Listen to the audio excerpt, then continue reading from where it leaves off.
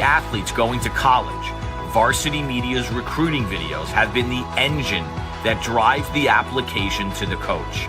Our history has shown a Varsity Media recruiting video has saved parents hundreds of thousands of dollars. For the athletes not yet ready for college, a Varsity Media highlight video will be remembered forever, and the highlights will be there for life. An end-of-season team highlight video will capture a successful season filled with hard work, unpredictability, a testament to the administration and athletes. Call Varsity Media today to start creating a video filled with highlights from a very unusual season. Highlights that will forever be watched. Contact us at 516-403-2050. We welcome you back to Holy Trinity. Dylan Butler, Mike Spina here for an anticipated showdown. Certainly both teams in our discussions with them leading up had kind of circled this game. You know, you've got rivalry games that you circle as well for Holy Cross every year. That's, of course, their Battle of the Boulevards. So they circle that game against St. Francis Prep, and Holy Trinity did the same with their game against St. John the Baptist. But then they both kind of recognized, Mike, that this would be one of those pivotal games later in the regular season that could really kind of determine who the top seed is, and certainly playoff positioning as well. Sure, you got 2 3-0 teams right now, and you know Holy Trinity is going to get the ball first, try to throw the first punch, and see if they can get Holy Cross back on their heels.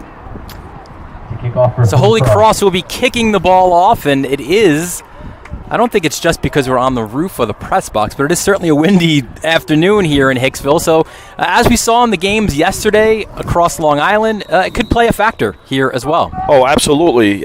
Sometimes you want to defer and, you know, take the wind and put a team back on their heels right away. So we'll see what happens, but it's definitely windy here. Holy Trinity, we will detail it as we go along. Explosive playmakers throughout the field. There is one of them recovering, Andre Kitten on first down. On the opening kickoff. Big run out just past the 45-yard line.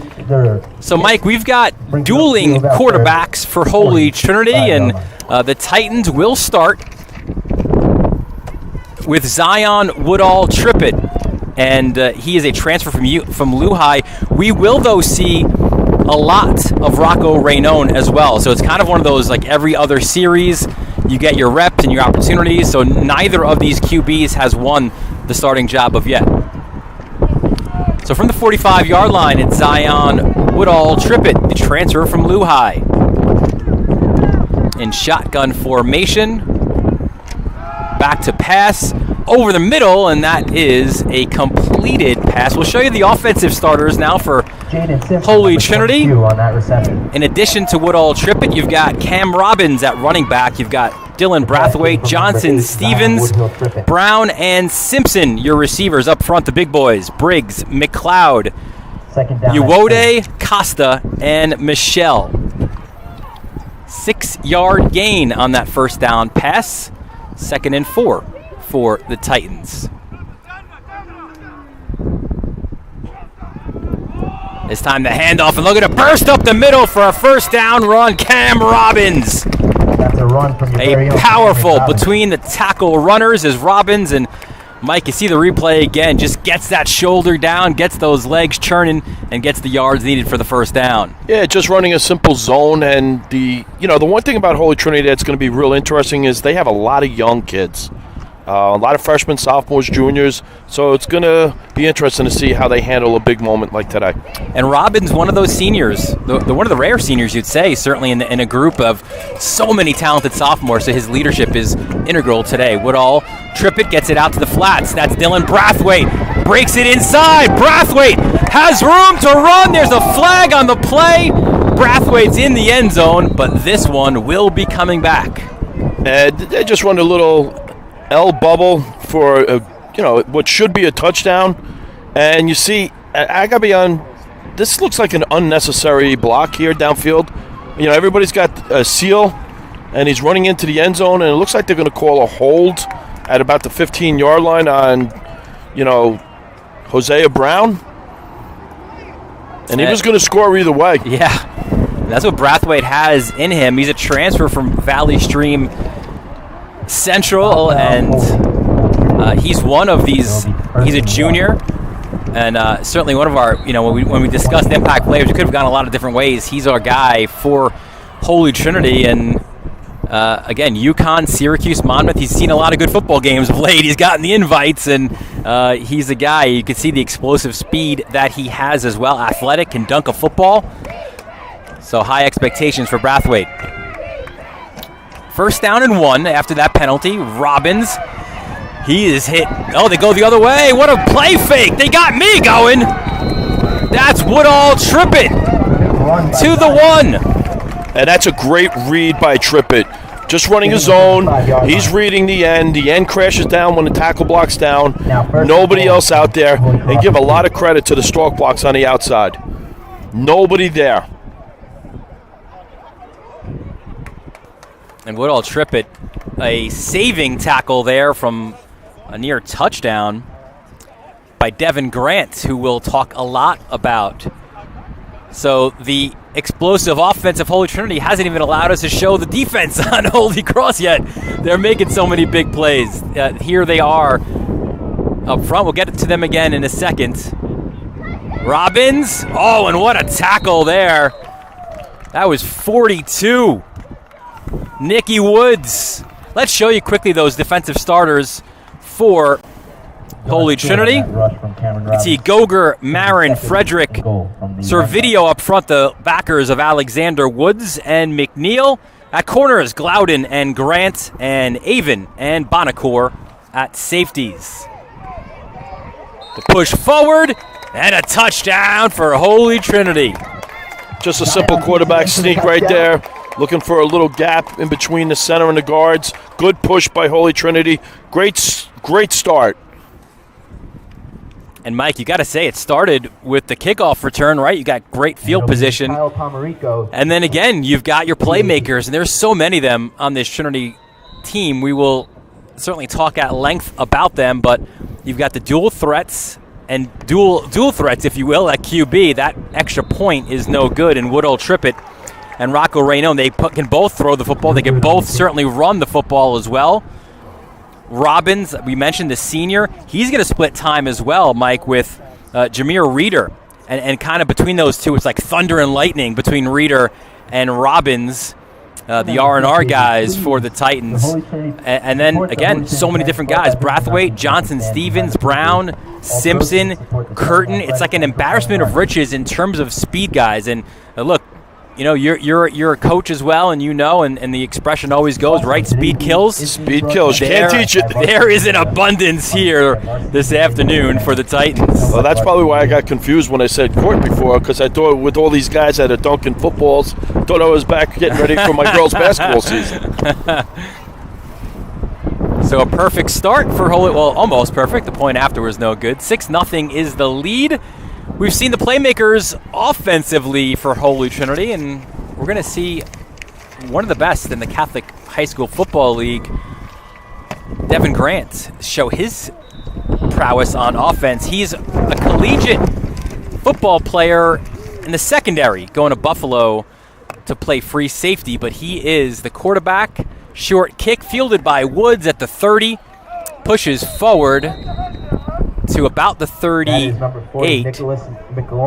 And when you look at the Holy Cross offense, look, when you've got the nickname, the franchise, and you earn that nickname in your Rosedale Jets days back in youth football and continue it throughout high school, you know you're a special player. That is what Devin Grant is. 6'4", 190, a 3-year starter. We mentioned him being a Buffalo commit.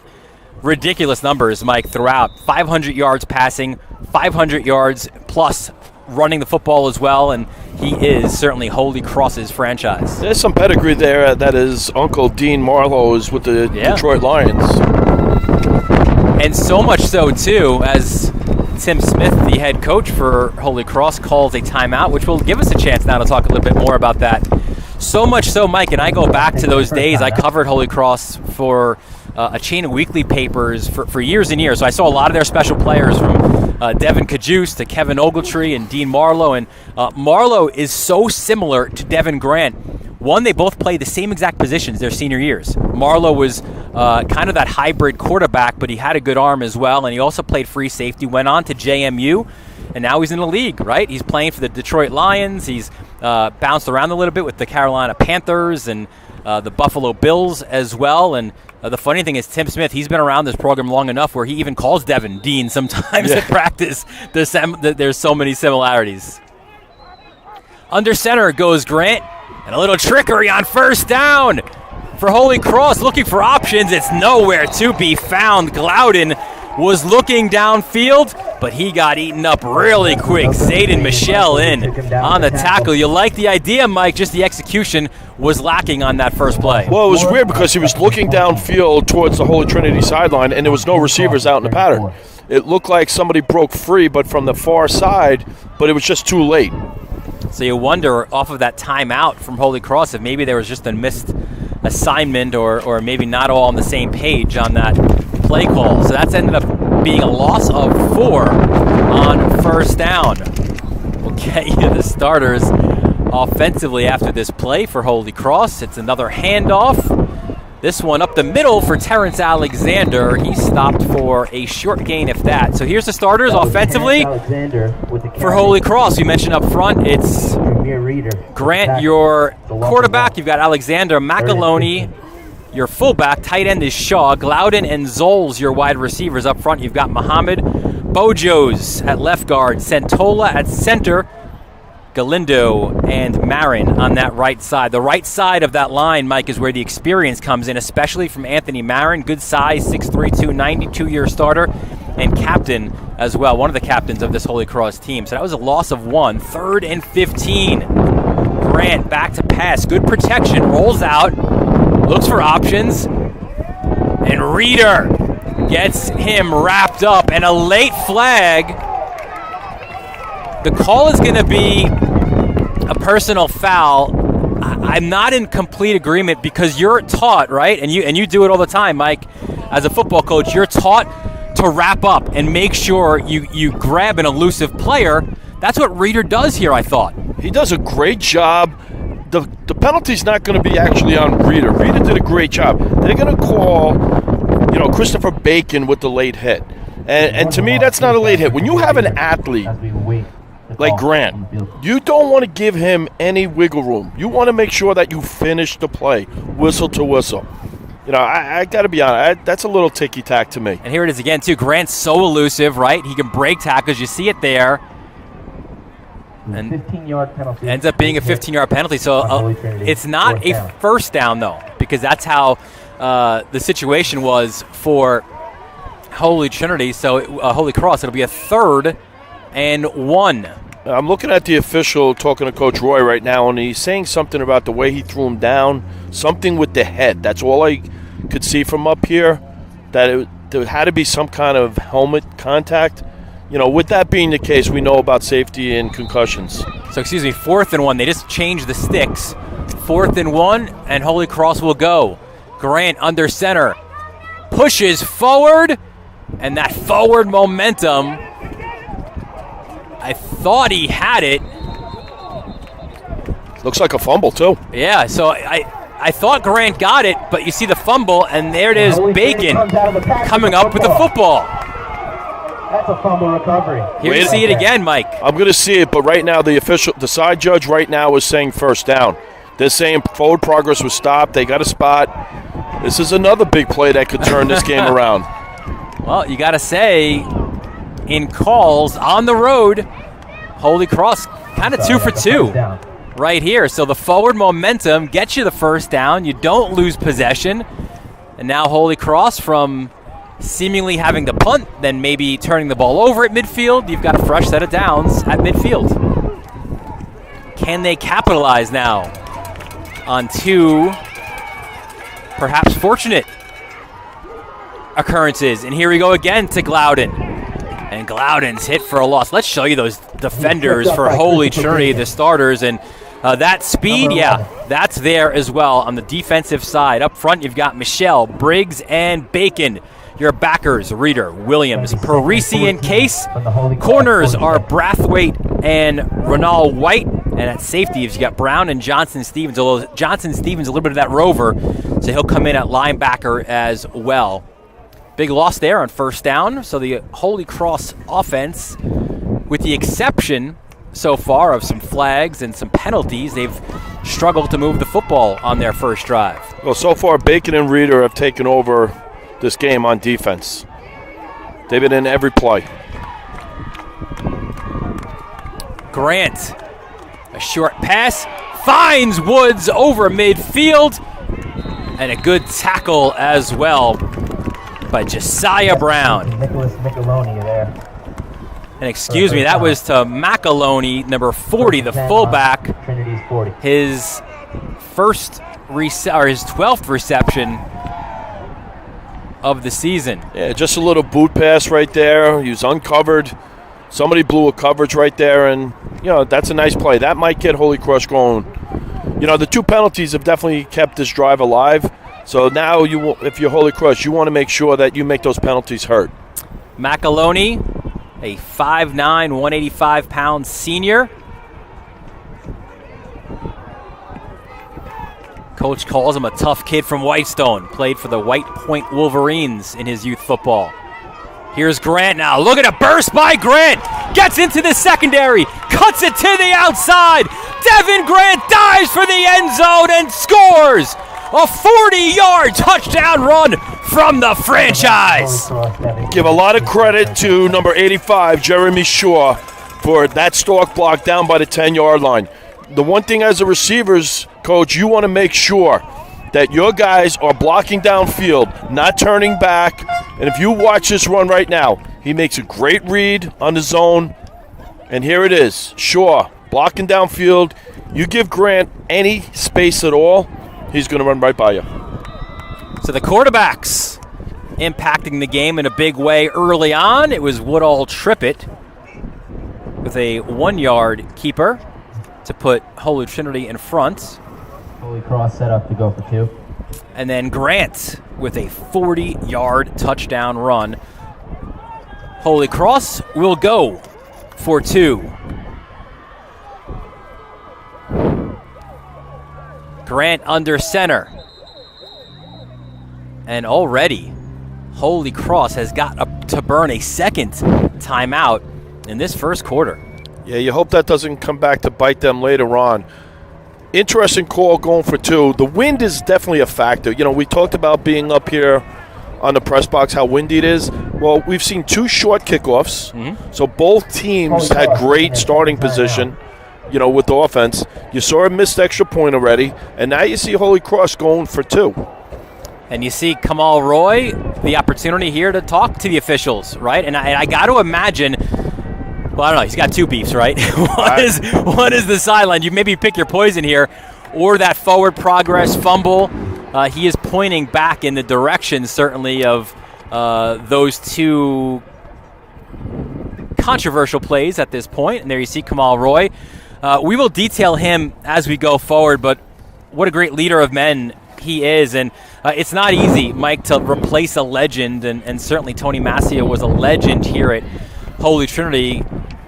Coach Roy played for him as well back in the day, and he says, look, it was only right for me to give back to a program, to a school that he said, and he was blunt about it, he said, as a young kid, it saved my life. Absolutely. And as coaches, we want our players to be impacted by us. And what better way to come back and coach at your alma mater? He was a long-time assistant, had a few different stints as an assistant coach. Roy did. He got a job at Hofstra as well when Hofstra still had football. And McAloney tries to find Grant, and Grant looking for a penalty, will not get it. Good job defensively by Renal White Jr., and we are tied at 6. To me, that's a very interesting call that you put McAloney at the quarterback, like probably going to go some kind of wildcat or some kind of power, being that he is a fullback, and he throws a fade. He's 1 for 2 on the year, so he's been utilized in some trick situations. That one pass was good for a 60-yard touchdown listen, I understand as well. So It's just a very interesting call, that's all. Yeah, no, I agree. Not second-guessing anything. I like the unexpected. And how about this again, right, from Grant? Just again, first that burst, right, and then that's where you earn that kind of playmaker status, right, when you do a little extra after that initial job to get through the big boys up front. Well, I could tell you right now, teaching and coaching at Floral Park High School, that there's a group at Sewanaka High School that's probably not happy. Well, the guys in Bayside, Queens are pretty happy right now that Devin Grant is there. Going to get an offsides on the kick. Yeah, we saw a player kind of run in, run out, a missed assignment perhaps, so whatever this run will be coming back. Andre Curtin takes that return. It was Curtin with the return. But yeah, Kamal Roy, you mentioned it before, 3 stints as an assistant under Tony Massia. He coached at Hofstra from 07 to 09. There you see him. He played at Hofstra, the Jets for a little bit, the Saskatchewan Roughriders as well, the New Jersey Extreme. Interesting here, too, in our conversation, he said his lasting memory as a Holy Trinity player was actually a bitter defeat. 1918 on the last play of the game to Xavier in the 1996 AA championship game. And he says, you know what? It's what fuels me going forward. It's a defeat like that kind of helps push me forward as a coach now. I know that 100% from my old high school days back in 1983. My last high school game I lost. So Holy Trinity on offense. It's Woodall Trippett back again. Rolls out. Flag on the play. Throws it downfield. And Grant with the pick. He's out of bounds, though, so they'll take this penalty, which should be a hold on offense. But again, the franchise. Oh, man, he got up there. Just the athletic ability to cover as much ground as he did. Here's a great look here from our field level camera. Watch this. Oh. He took off from the numbers, and that carried him out of bounds. That is an incredible athletic play. And you know what? You've got to give Johnson Stevens as well, the wide receiver, some credit for the push out as well on Grant. Here's our look from above. You see the play fake. Woodall Trippett gets rolling. You can see the penalty there, and a good job by Johnson Stevens, just kind of forcing Grant out. That's a very smart play. Yeah, it's a loss on the play. 1st and 18. Handoff to Robbins. Tries to cut it to the outside. Has a good block, but he is wrapped up well.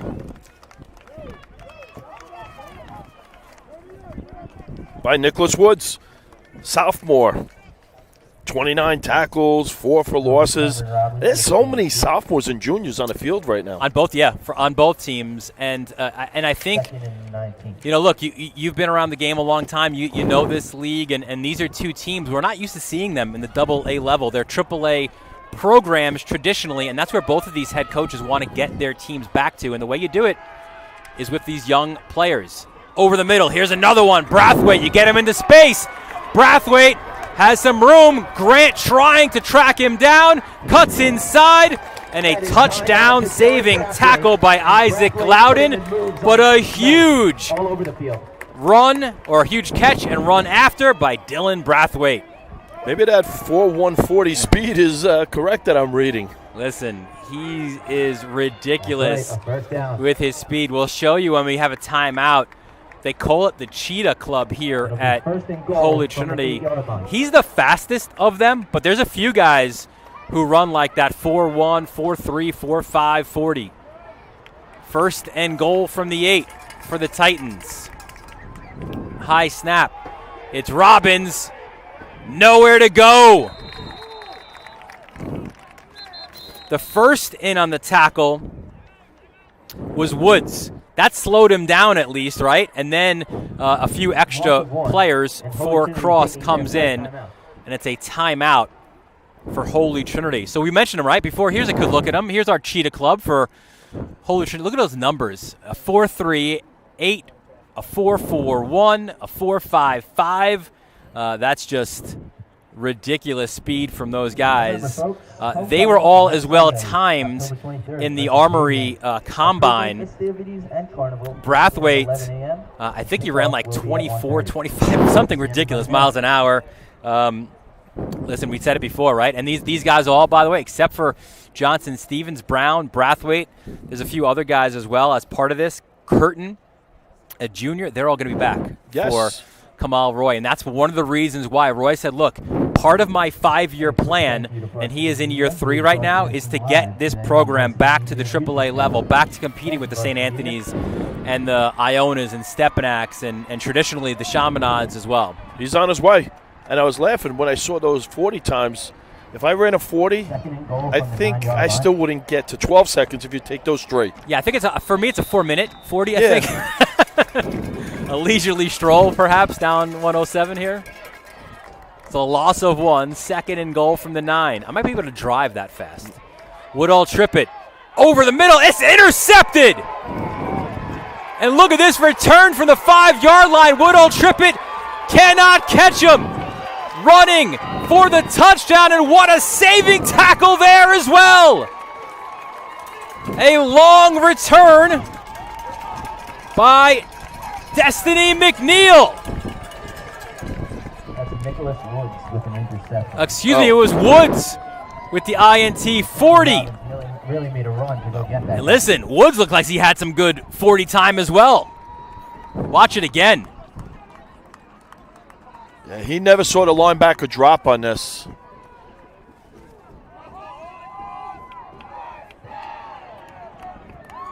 What a return. And excuse me, no, we were right the first time. They announced it at 40.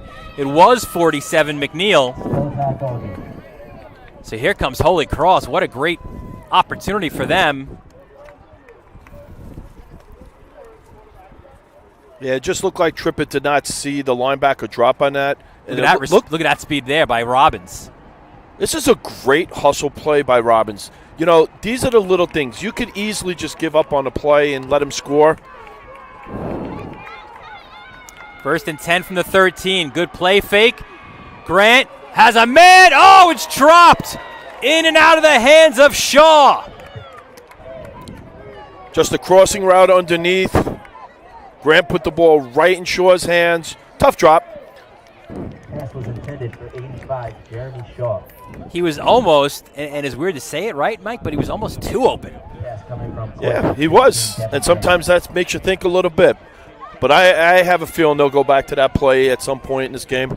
That's actually one of Oceanside's best plays, is that crossing route. Kind of got me a couple times, but I won't say.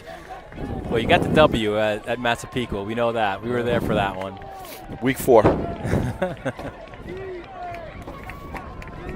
So 2nd and 10. Not a goal. 2nd and 10 from the 13. McAloney is the inside back, the fullback. Oh, and he is hammered. What a hit. Lay down. Was that Reeder? I think it was 24. 24, Cassius Johnson Stevens. Stevens on the tackle. For a loss of 1. Yeah, interesting. Holy Cross was just running like an inside fullback trap. 14.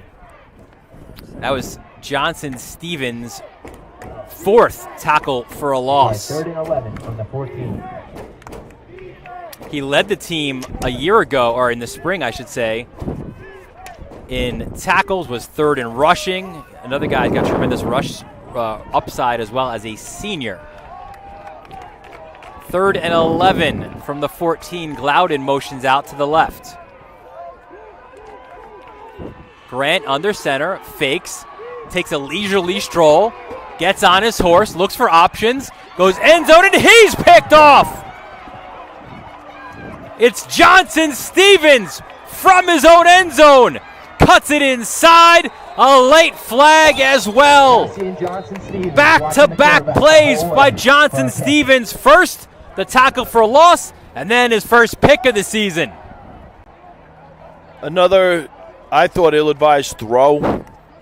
Coverage was there. But if you watch this right now, he goes back into his end zone. He gets tackled there. That's a safety. You saw the receivers putting their hands up. And then you get a very, very late flag from basically the 40-yard line. Will be taken over after the interception. But 2 big turnovers. Now, I go back to that touchdown-saving tackle Yes. on the interception. I said most teams or most players, especially at this level, say, all right, they got the touchdown, we'll regroup. But he hustled all the way down, made the tackle, and he gave his defense a chance. And look what happens. That's why you never give up on a play. And it's one of those where in the stat book it'll go down as a tackle and you don't really think anything of it. But in the scope of a game, it's a massive, massive play, and you see why here as well. Shades of Seattle Seahawks. What, Thanksgiving we're going back to? Is it? Yes. 100%. 1st and 10 from the 7. And it looks like we do have that switch. So true to his word, it's every 2 series they're going to switch quarterback. So it's Rocco Raynone, the QB for Holy Trinity, and Woodall Trippett, a junior. Rocco Raynone, number 12. He is a sophomore. Transfer from Chaminade, growing into his own. Spins the ball well, has a good run component as well.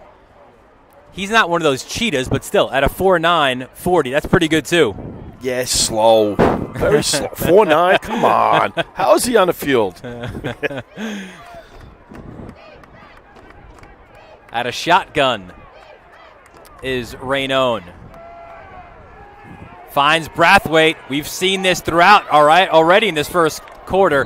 Better job of recognizing that by the Holy Cross defense. He does get a first down, but listen, we've seen that from Brathwaite. It could be a lot worse if you are Holy Cross. Oh, absolutely, and that's a real nice ball by Raynone. Running that L bubble again to the trip side, hoping that there. All they need is one block, and he's gone. So they're playing 3 by 3. So they're coming out with 3 defenders to the trips, and they're going to take that all day. They're going to run hitches and bubbles all day. Certainly a different look, right, in your QBs as Raynone hands off to Robbins, runs right, turns, spins, and it's Grant in on the tackle past the 35-yard line. Woodall Trippett is 6'3", 200. And Raynone, 5'10", 180. So a different look from your quarterbacks, but really both do so many of the same things. And one thing you love, too, as, again, Mike, as you're a coach, Kamal Roy says, look, yeah, we want to win games, but we want to develop our players. Sure. So there's not one guy who's earned the right just yet to be that 4 or an every down quarterback. So he's going to evenly split their reps right now, giving them both that varsity experience. Well, one's a junior, one's a sophomore, so you're building for the future. 1st and 10 from the 37-yard line. Raynone spins it, finds Brathwaite, and that's what you got to do with the playmakers. You got to wrap them up, and that's what Glowden did there. Glowden, and it seems like it's part of our the storyline today, Glowden is a sophomore as well. Probably Holy Cross's second best offensive threat right now, but also a really special player defensively is Isaac Glowden, number 81. Yeah, he did a real nice job wrapping up, keeping it at a minimal gain. And I like what Holy Trinity's doing right now against this very, very strong wind. They're not throwing the home run pass. They're throwing all short routes. And I think with the speed that you have there, too, you don't have to, right? Here's Robbins into the secondary, and who it is it again with the tackle? Glowden. Also, Alexander in on the tackle, but will move the chains as well as Cam Robbins. What a year he's had as well. What a career. Averaging 7.5 yards per carry in his career. How about 984 yards as sophomore, close to 600 in a 5-game season during the spring, and already 516 on 45 carries coming into this game. He's going to obviously continue that as well. So that'll do it for the first quarter. An entertaining but low-scoring one. A lot of action here for both teams, a lot of speed, a lot of fun as well. It's a Catholic High School Football League AA showdown between Holy Trinity and Holy Cross. You're watching it live right here on the Varsity Media Sports Network. You're watching the Varsity Media Sports Network, the home for New York high school sports. Are you settling for a boring live stream? Can't see the players' uniforms? No audio? Camera not following the action? Consider a live stream broadcast with Varsity Media. Our announcers help tell the story of your game. McCarthy. He's got. He's in. Touchdown, Farmingdale. We feature multiple camera angles, guaranteed to capture all the action. Touchdown, Oceanside. Plus added features like graphics, instant replay. Yeah, the shooters are going to shoot here at Bethpage. We welcome you back to Hicksville, New York, where it's Holy Trinity and Holy Cross, live on the Varsity Media Sports Network. Dylan Butler, Mike Spina, good crowd here on hand as well. Pretty good crowd for a Sunday afternoon here in Hicksville. Robbins again, and that's one of the things you love, I think, Mike, out of your lead running back, right? The ability to run between tackles, but also get it to the outside and show that speed too. Yeah, he's a powerful runner, tackle to tackle, but he makes that one jump cut and sees any kind of a seam, he's gone.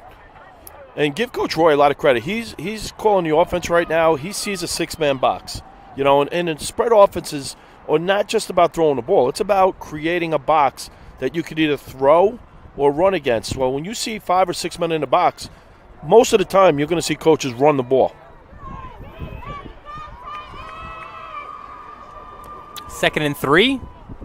High snap. Raynone to the flats. Finds Jaden Simpson. Breaks the tackle. Good night. Simpson's in for the touchdown. 30 yards to the house. No flags on the play. He is a freshman. Jaden Simpson with the score. And that's the scary part. We're talking about all this speed, and here comes a freshman who catches his first pass today and takes it for 6. Great job by the offense. They have them guessing right now. They're going inside, outside. They're going outside bubbles, inside bubbles right now. They're doing a great job with their play calling. So the touchdown by Simpson, his second receiving touchdown of the year. The Titans will go for 2. High snap and whistles. Flag. It was a false start, it looks like, on the offense. Yeah, it looks like a false start somewhere on the offensive line. It actually might work out to their favor because of the snap. The false start on the offense. 5-yard penalty.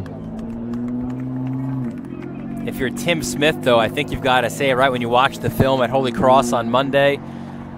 You got to wrap up, guys. You can't allow their playmakers to get out into space, and it's honestly true for both teams, right? For Grant on the other side and the playmakers across, you've got to wrap up. You've got to stop the playmakers before they can do damage. So off the penalty, Raynone, flush out of the pocket, rolls to his left, tucks the football down, cuts inside, spins.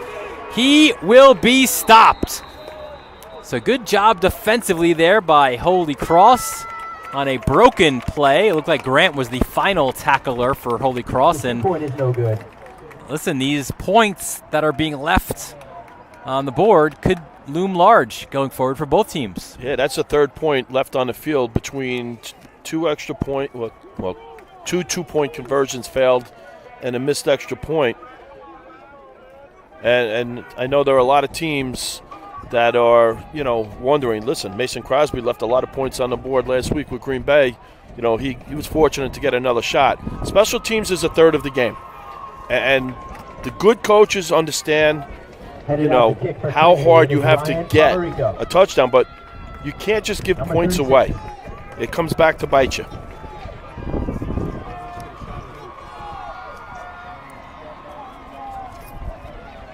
Yeah, we're excited here at Holy Trinity. That fan looks like he's ready to go. Holy Cross back ready to receive. That's somebody who was up at 8 o'clock this morning with his coffee, got the caffeine in him, ready to go. Got all his gear. He's ready to go. Noisemaker. He's got his pink shirt for cancer awareness. Yeah. You got to like it. So let's see the response for Holy Cross. It's a short kick fielded at the 20-yard line. I think that was Alexander, 21. A short return for him. Return from 21, Terrence Alexander. When we spoke to Tim Smith, the Holy Cross head coach, he said, yeah, listen, we look pretty good here after 5 weeks. You know, they had two non-league games to start the year. They went to St. Peter's, lost in week 1. Then they beat St. Francis Prep, so they're 4-1. They're 3-0 in the league. He said we're going through a bit of a transition as a school, as a program. He said the enrollment got a little bit lower, so the administration decided it was an all-boys school for the longest time. Yes. Now there's girls there as well, but it also meant for Smith, you're bringing in a different level of athlete. You could be maybe a little bit more selective.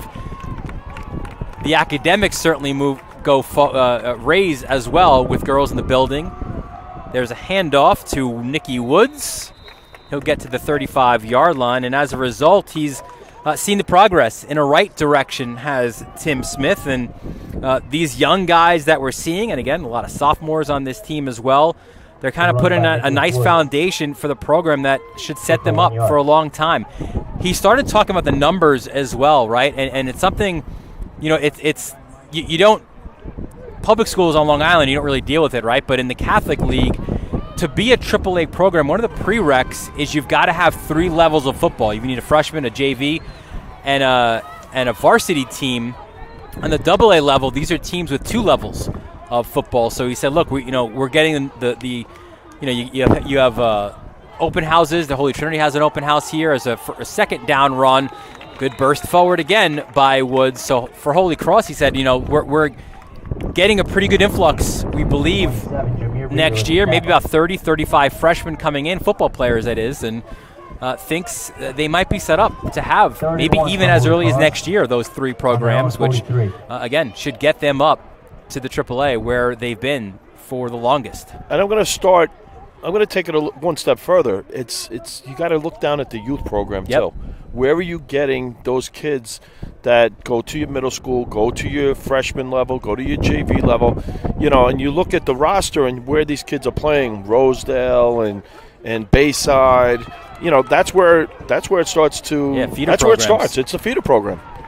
3rd and 1 from the 43. Grant, little hesitation. That's a great tackle. It looked like he was going to be in for the first down, but Chad Case, the linebacker, and Reeder as well. Yeah, I'm real impressed with Reeder. He's all over the field. He's got a key right now, and he's doing a great job with his keys. And the best part was low on the tackle. Yeah, Reeder was the one who made the tackle, and coming in to kind of try to clean up a little bit was Case. So from midfield, with the wind conditions as they are, it looks like Holy Cross will go 4th and 1 from the 43-yard line. Grant, wow, what a burst by Grant. I like the call. They're going against a very, very tough win right now. So what do you get, a 10, 15-yard punt? 4th and 1 with the athlete that Grant is, and this time he didn't go up the center. You notice he kind of sidestepped a little bit and went through what we used to call the 2-hole between the center and the guard. Nice job. And Grant, a tremendous athlete we mentioned before, right? 6'4", 190. I mentioned a few of those special players, right? Certainly in the years that I've covered Holy Cross, a Kevin Ogletree and a Marlowe and a Devin Kajus, all guys who played collegiate football, and some had a cup of coffee in the NFL. Marlowe having a career there. As Grant on 1st down, a long drop and a deep ball as well, looking for Glowden. A lot of contact down the field with Case, but no flag is thrown. But to my point there, sorry, Mike, about the playmakers and the great players for Holy Cross. Again, Tim Smith's been part of this program for the longest, was a longtime assistant for the great Tom Pugh, the head coach for Holy Cross. He says Devin Grant is as good as anyone that I've coached in all my years as an assistant, as a head coach. That's how special number 15 is. You could just see his athletic ability. I mean, that's against the wind. He's throwing that ball 55 yards in the air. And he's not a collegiate quarterback, right? No. He's going to be a free safety at Buffalo. And we saw that before on defense, how he's picking balls off and just reading things. And he is a tremendous athlete. And I got a great story to tell you later about Kajust, how good of an athlete he was. I saw a lot of that athleticism firsthand. 2nd and 10 from the 46-yard line. Under center, Grant hands off. The burst forward. And again, the run Big hit by 27 was by here. Woods, the sophomore, who's also that Buck linebacker. Hey, Woods is part of a football family. Now 3rd and 7. He's been coming to practices, Tim Smith said, since he was On their own 6 49. years old. Uncle Dion Moore, defensive coordinator for the team. His grandfather, Dwayne Moore, a long time coach with the Brooklyn Skyhawks. So Woods, football and Holy Cross, synonymous and a big part of his family's legacy. Yeah, it is. There's some pedigree on the field today. 3rd and 7 from the 49.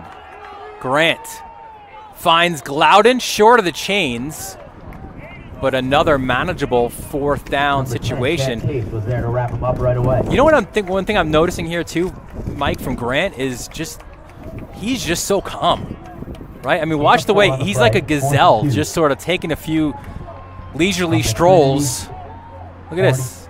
He's fine. There's no problem, right? He's just... Sorry, 47. Very interesting, because if you look at him, you almost think that he's just going half speed, and he's not. It's actually a 4th and 3, so it looks like they are going to go to punt. McAloney is your punter for Holy Cross. A situation like this, you hear a lot of yelling, right, from the stands. Watch the fake. Who's the up man, right? Look where Grant is. You got to locate these guys.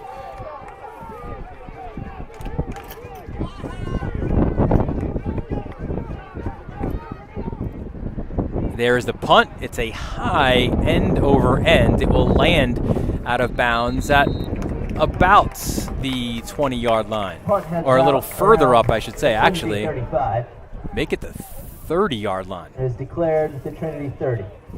About a 15-yard punt. We talked about that before. Yeah.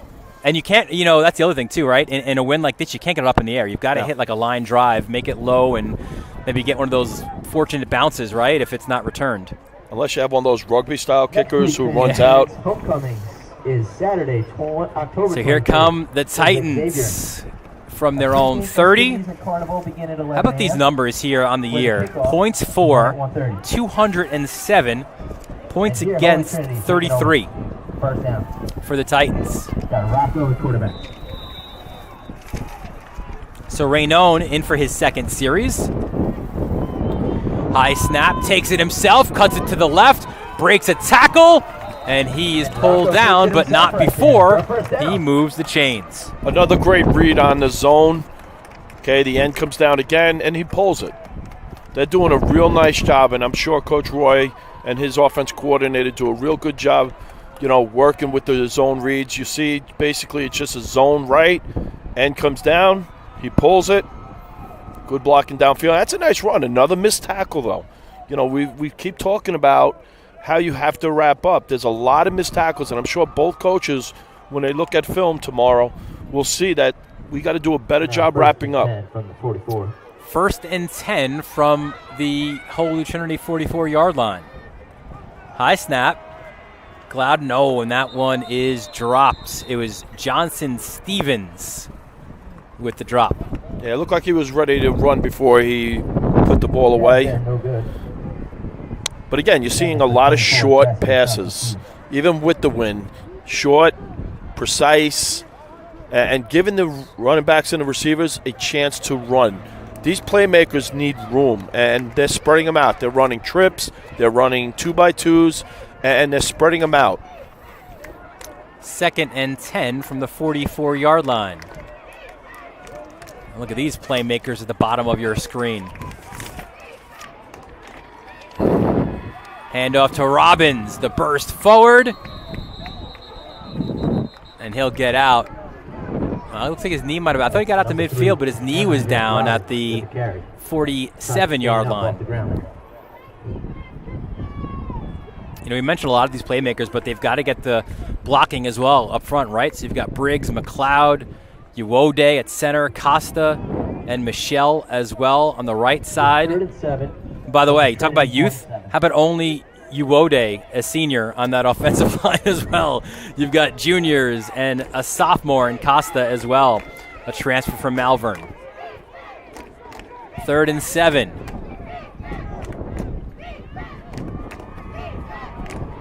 Got away with 2 men in motion on that. Now Johnson Stevens is in motion. Another broken play.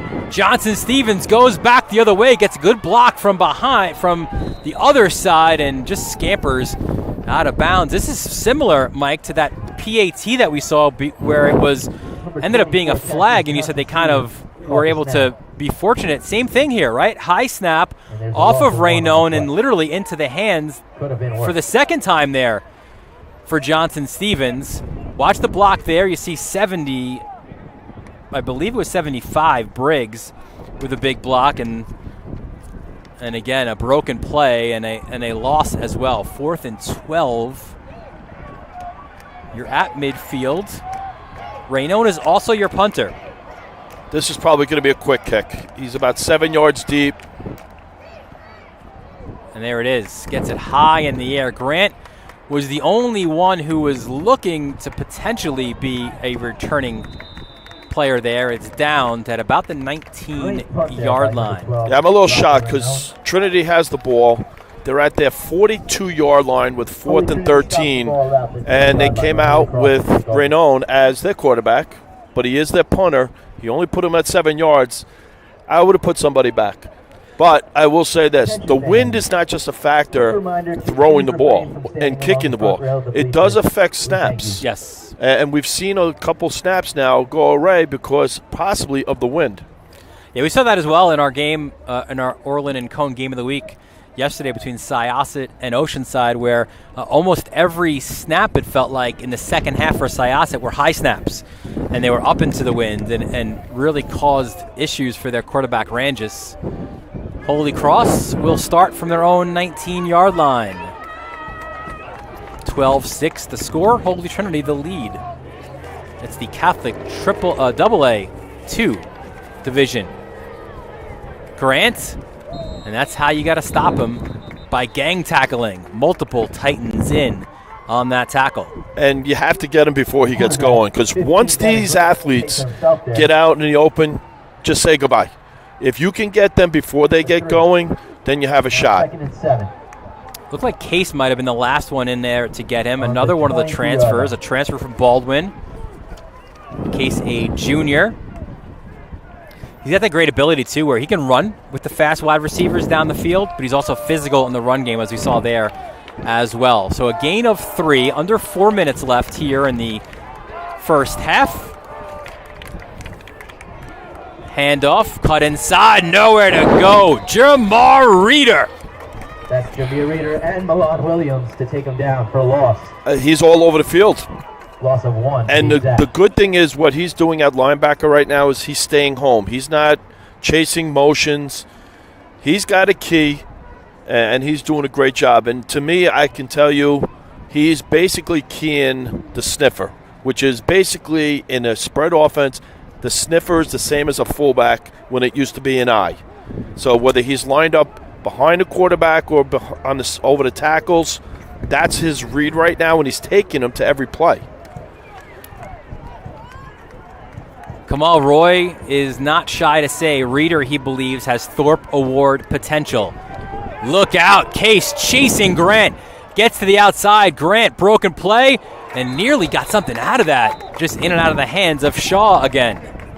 That's just a pure athlete getting out of trouble, slinging the ball 30 yards downfield against the wind, and almost making a tremendous play. From the 21-yard line. You see the pressure comes there, gets out of it.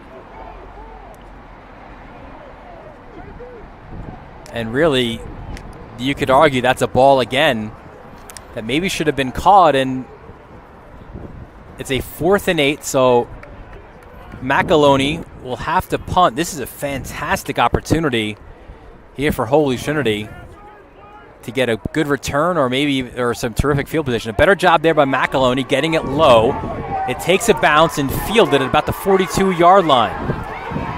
Cutting to the outside is Josiah Brown. Brown breaks a tackle. Brown in the end zone. Touchdown, Josiah Brown. What a great job blocking. And when you see the replay in this, I'm going to point out number 24, Stevens. He made 2 huge blocks. The one you can't see, Bang. and the one down there. Yes. And look at this block on the top of the screen right there into the end zone. Yeah. Looked like they were trying to sell a hold, but that's just a great job of blocking. Again, low punt we talked about. Better to return a low punt that gets to you quick. And the extra point is good. So Brown, a 42-yard punt return for a touchdown. Hey, listen, the speed that we talk about is not just about offense and defense. It's about specials as well. And Brown, here you mentioned again, the other guys doing their job as well. As you mentioned, the PAT good to 19-6 now the lead for Holy Trinity with 2:38 left in the second quarter. And listen, Holy Trinity, again, a team too. You've been around the sport long enough to know their history and their pedigree as a team that has produced some terrific football players, Roy being one of them. And they're looking to get back into a championship game. The last time they made an appearance was in 2016, the Class AA final, a 35-14 loss to Iona Prep. Their last AA championship win was 2008 when they defeated Stepanak, when Stepanak was in the AA, 55-7. In 2009, they made their last AAA championship game, and what a game that was, a 28-21 loss to St. Anthony's. Believe that was when Laviano was the quarterback out here. Went out to Rutgers and did his thing there. Who had a great career here. Yes. A great kick, only allowed for about 5 yards. So Holy Cross back on attack, looking to have a response. And I've got it. We maybe both have Kajou stories, I guess, but I've got a good one for you as well. So I was here, again, I was working for like these weekly papers in Queens. Came out here, it was a Sunday afternoon again. I think it might have been homecoming. It was Holy Cross, I think it was the last time I covered a Holy Cross Holy Trinity game. In the end zone to our right, the one where Brown just scored, 4th and 1, late in the game, Devin Kajus goes forward. Holy Cross is sure he's in the end zone. I mean, they're celebrating. It's a lot of hesitation. Here's Grant in space, and he overthrows Glowden on first down. No touchdown. Holy Trinity celebrates the win. I mentioned that to both head coaches, these two head coaches. They were both there. Roy was up around here in the booth as one of the coordinators. Holy Trinity takes their second timeout. Holy Trinity calls timeout. And Tim Smith was on the sideline with Coach Pugh.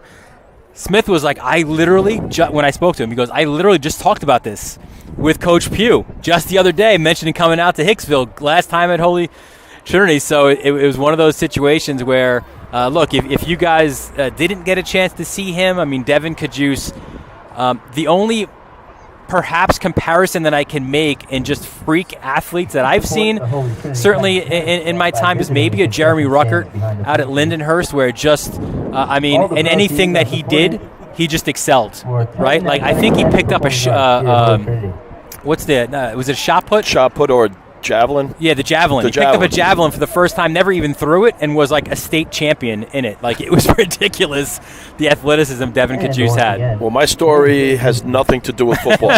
So I'm going to wait till we get a timeout or a little break, because it's a great story.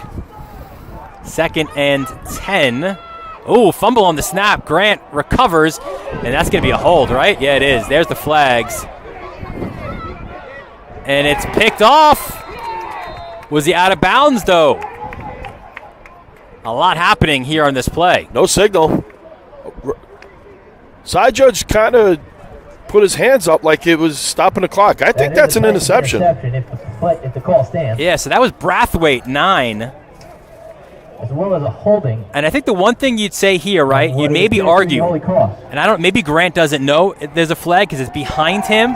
And there you see the celebration by the Trinity guys, so it will be an INT by Brathwaite. Is it's a dead play, right? So just throw it away. Just get rid of it. Don't get yourself into more issues. Now, the two throws that he made on this drive both floated on him. Where he was throwing the ball on a line before, these were more like just like darts that he threw. And both the balls were overthrown. So he's going to have to adjust in the second half again when he's going with the wind versus against it, that he's going to have to try to throw the ball through it. Anything that gets up in the air is either going to get caught or it's going to carry. And those two balls just carried on him. Well, the last thing that you'd want if you're Holy Cross is to give these playmakers short field. That's what they have here after Brathwaite had the INT. So Holy Trinity starts at their own, or at their own 28-yard line. A little bit of motion there. It's Johnson Stevens. Follows his blocks, gets to the outside, pulled down at the 22. Good looking block there by Zayden Michelle. How about this too, Mike? You know, again, we talk a lot of public school football, right? Where you're in your town, right? You're from your town. You play, let's say, for the Mustangs, right, out of Massapequa, and you go on and play in the middle school, in the junior high school. It's different here in the Catholic League. Zayden Michelle, the junior right tackle, comes all the way from Southampton to Hicksville to play here and be part of this program, be part of this school. What a dedication from Michelle. That's a long, long ride every day. And I think he carpools with somebody. He does, yeah. We'll get to that after this play. It's Woodall Trippett back in, fires a dart. Josiah Brown spins, turns. He's inside the 10, so it'll be a 1st and goal from, it looks to be the 8. Great route. Just running a little curl route, sitting in the window. Holy Cross is playing. It looks like a cover 4 zone right now. So he sits right in the middle of that zone. Great ball. So to your point, Zayden Michelle from Southampton carpools with Johnson Stevens from Riverhead. That is a journey, and not that it makes it maybe as worse, or I mean, it's with traffic, right? Like that's going westbounds on the LIE. What about going home? Same thing. 1st and goal from the 8. Reeder cuts the outside. You need a few different nights to knock him down. And it was Grant, as there's some extracurriculars as well, finishing a block. I think a good job there by the officials. Yes, great job. Great play by Grant coming up on the tackle wrap. It's been a clean game. Yes. At some point, it's a game of football. There's bound to be a little extracurricular activity after some plays, but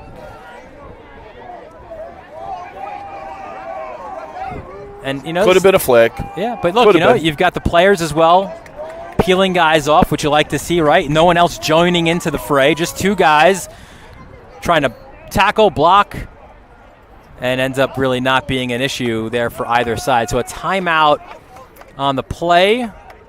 It'll be a 2nd and goal with 35 seconds left for Holy Trinity. They could really put a hurt here on Holy Cross if they get into the end zone here. 2nd and 5 on the 5-yard line. Yeah, this is a very, very big possession right now with the score being 19-6.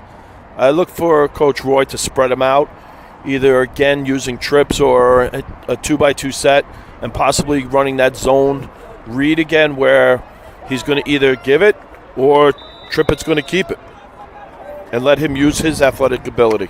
They've had a lot of success with it, running it more to the right, running his own right, reading the defensive right end. Well, if they do that, you got Briggs at the left tackle, you've got Michelle on the right tackle, both really good offensive linemen. Woodall Trippett will just get rid of it. Technically, the intended target was Johnson Stevens. I think when he watches film, he's going to kick himself because he had Brathwaite wide open on a slant route on the top of the screen. Here we see it again. Watch the move he makes. Oh man. Wide open. You're right. That's one of those where we wish we had the telestrator, right? You could just circle him there. Absolutely. Then I could be John Madden circling. Giving it. It's coming. He's got to come back to it at some point. Yeah. You're not guarding him man to man. I don't know too many people are guarding him man-to-man right now. Well, Brathwaite's, again, at the top of your screen again. 3rd and goal. It's Reeder as the lone back. Came back to it. He did, but this time he bounced it. And an incomplete pass to Johnson Stevens. So 4th and goal. Intended for 24, pass is Johnson Stevens. And a huge play. And it is incomplete. This is a very big stop for Holy Cross. Because if you go down 25-6, 26-6, depending on the extra point, that's a big deficit to come back from. So it looks like they'll try the chip shot here for the field goal. An interesting decision. I mean, I guess points are points, right? And this one, a line drive kick, kick by 36 is good. Flag on a play, too. The question's going to be, do you take the points off the board or do you assess it on the kickoff right now? We'll have that discussion. Here you see it again. It was a 21-yard field goal. And you can see the kicker just got hammered on the play.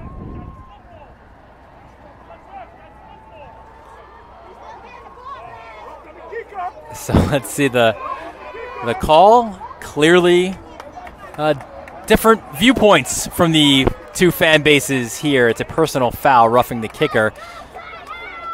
They're going to decline it. They're going to take the points, which I do agree with. Yes. The flag is for roughing the kicker. So 22-6 is the lead for Holy Trinity. And listen, as advertised, right, these Titans, they score points in bunches, so many different weapons. It's almost an embarrassment of riches for Holy Trinity this year. And when you look at the landscape of AA, you've got to think, right, on I think it's November 20th out at Mitchell Field, you got to think there's a really good chance you'll see Holy Trinity out there competing for another championship. Yeah, very good possibility. You think it's windy now, though? Well, I hope we're not on top of that booth on that afternoon. The short kickoff was fielded at the 40, a little bit of a rugby scrum here as the whistle will blow. So maybe one more chance here for the franchise, Devin Grant and his guys, to maybe get a response here. At the same time, though, you do have to be wary, right, of maybe going too big of a play and suddenly maybe those athletes on the other side maybe return the football. Yes, you got to be careful. I mean, do you just go into halftime, say you're down 16, we get the ball first, regroup, and come back?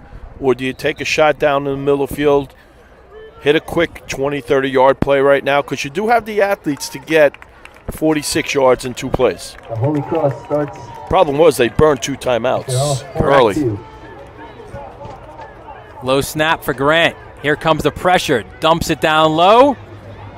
And nothing doing. And again, there's that low tackle. 30 this time in on the tackle, Milan Williams. All over him. That's a great job by Williams. And that will be the half. And that concludes the half. Here's the last play again, right? You just grab them by their leg. You don't let go. Let the rest of your guys come in and clean up the mess. Milan Williams, a good tackle there to end this first half. So, as we expected, an entertaining first half, a lot of playmakers, and to this point, the playmakers of Holy Trinity have done a little bit more here this afternoon. It's 22-6. You're watching this Catholic High School Football League AA2 Division showdown right here on the Varsity Media Sports Network.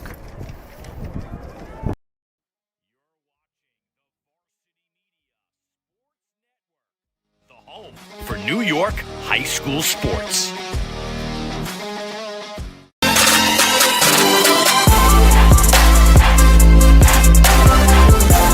A school that's known at least as much for their lacrosse as their football is Cascadon, showing he can certainly do both.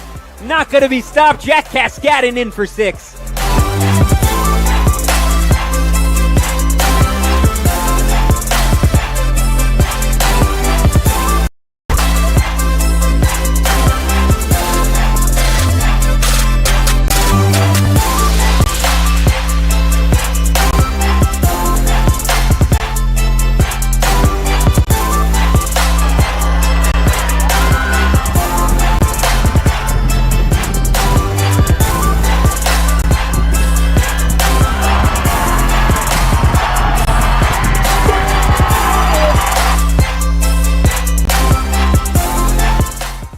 comes the pressure. Torres intercepted at the 40. Tony Alfano, now he fumbles the football. And St. Anthony's gets it back.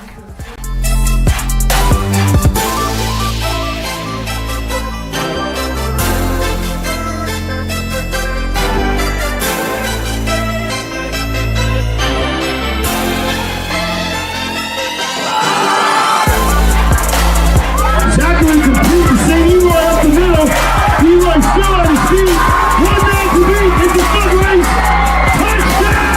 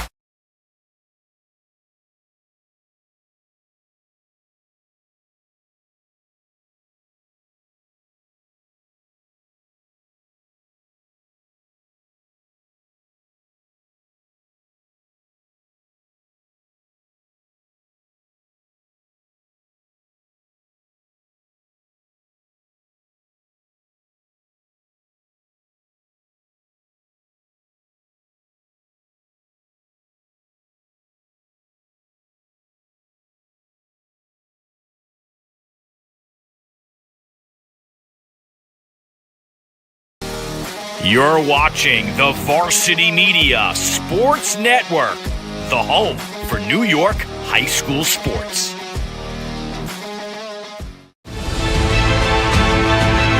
Giulo over the middle. He's got a man. It's complete.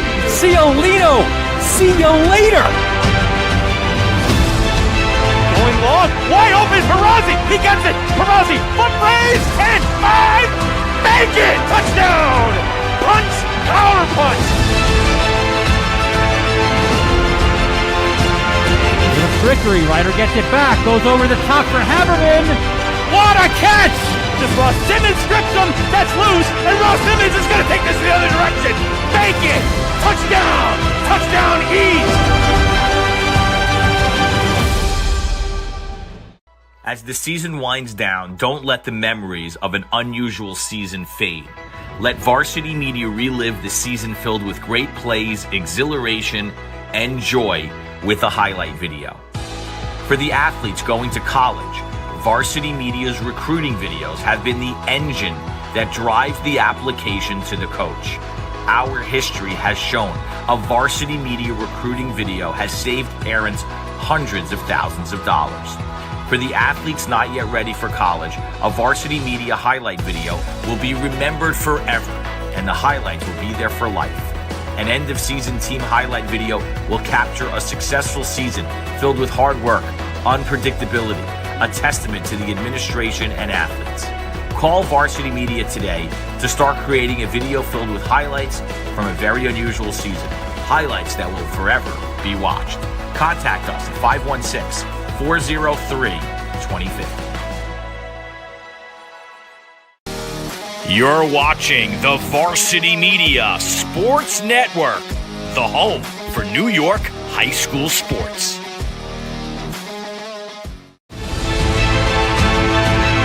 Giulo over the middle. He's got a man. It's complete. Ciolino. See you later. Going long. Wide open. Perazzi. He gets it. Perazzi. Foot raise. 10, 5. Make it. Touchdown. Punch. Power punch. Trickery. Ryder gets it back. Goes over the top for Haberman. What a catch. Just Ross Simmons strips him. That's loose. And Ross Simmons is going to take this the other direction. Make it. Touchdown. Touchdown East.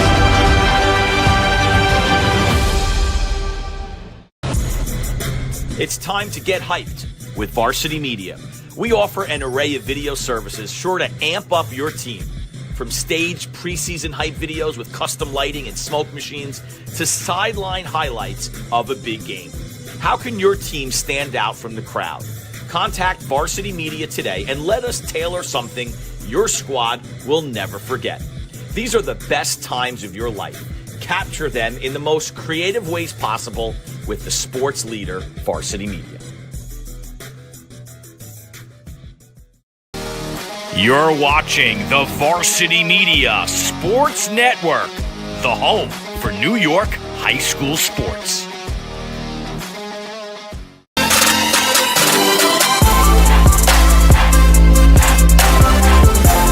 A school that's known at least as much for their lacrosse as their football is Cascadon, showing he can certainly do both. Not going to be stopped. Jack Cascadon in for 6.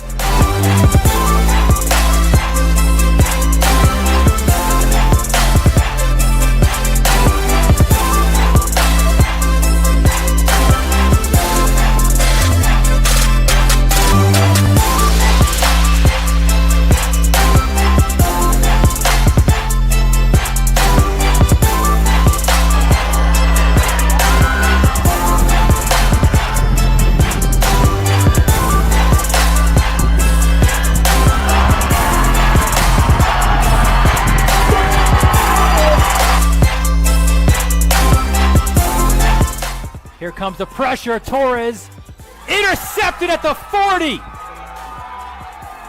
Tony Alfano, now he fumbles the football. And St. Anthony's gets it back.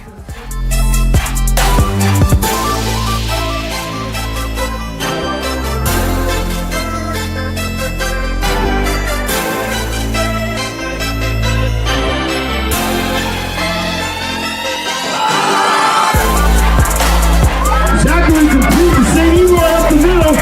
Eroy still on his feet. 1 man to beat. It's a foot race. Touchdown!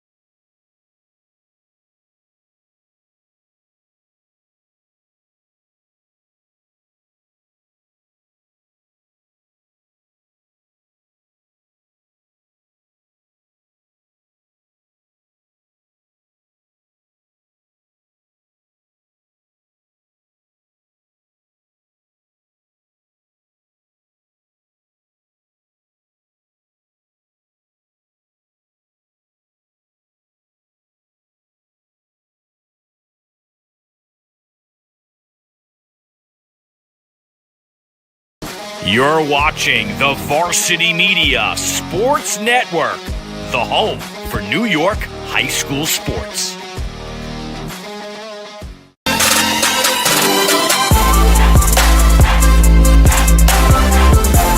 A school that's known at least as much for their lacrosse as their football is Cascadon, showing he can certainly do both. Not going to be stopped. Jack Cascadon in for 6.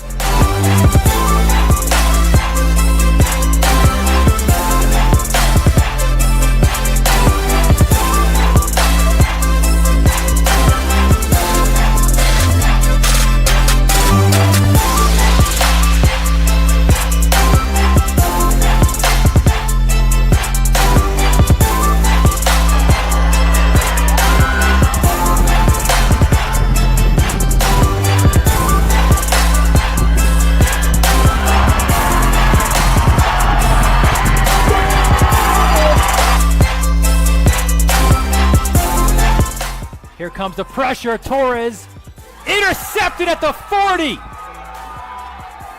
Tony Alfano, now he fumbles the football. And St. Anthony's gets it back.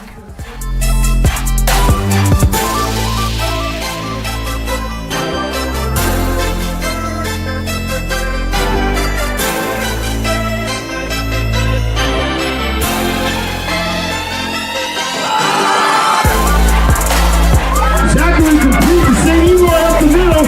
Eloy still on his feet. 1 man to beat. It's a foot race. Touchdown!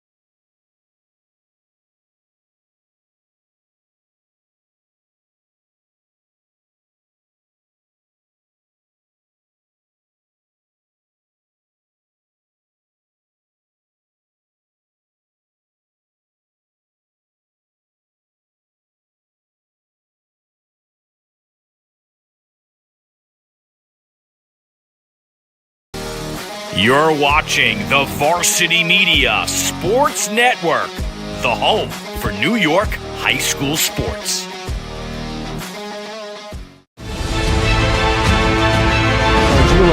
Over the middle, he's got a man. It's complete. Ciolino. See you later.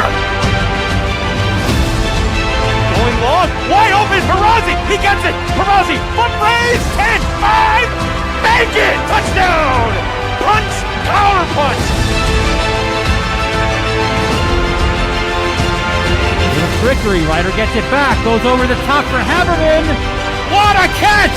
Just Ross Simmons strips him, that's loose, and Ross Simmons is going to take this the other direction, make it, touchdown, touchdown East. As the season winds down, don't let the memories of an unusual season fade. Let Varsity Media relive the season filled with great plays, exhilaration, and joy with a highlight video. For the athletes going to college, Varsity Media's recruiting videos have been the engine that drives the application to the coach. Our history has shown a Varsity Media recruiting video has saved parents hundreds of thousands of dollars. For the athletes not yet ready for college, a Varsity Media highlight video will be remembered forever, and the highlights will be there for life. An end-of-season team highlight video will capture a successful season filled with hard work, unpredictability, a testament to the administration and athletes. Call Varsity Media today to start creating a video filled with highlights from a very unusual season, highlights that will forever be watched.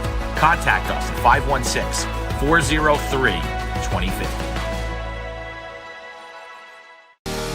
You're watching the Varsity Media Sports Network, the home for New York high school sports.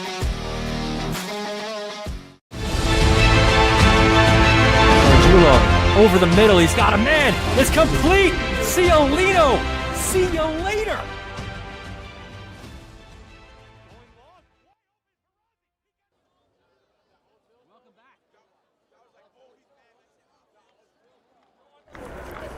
Welcome back to Holy Trinity High School. Second half about to start. Dylan Butler, Mike Spina here. It's the Titans with a 22-6 lead after 12 minutes. In our conversation with the coaches, we talked about keys, right? Figured now's a good time to maybe revisit those and see how the teams did in the first half for Holy Trinity.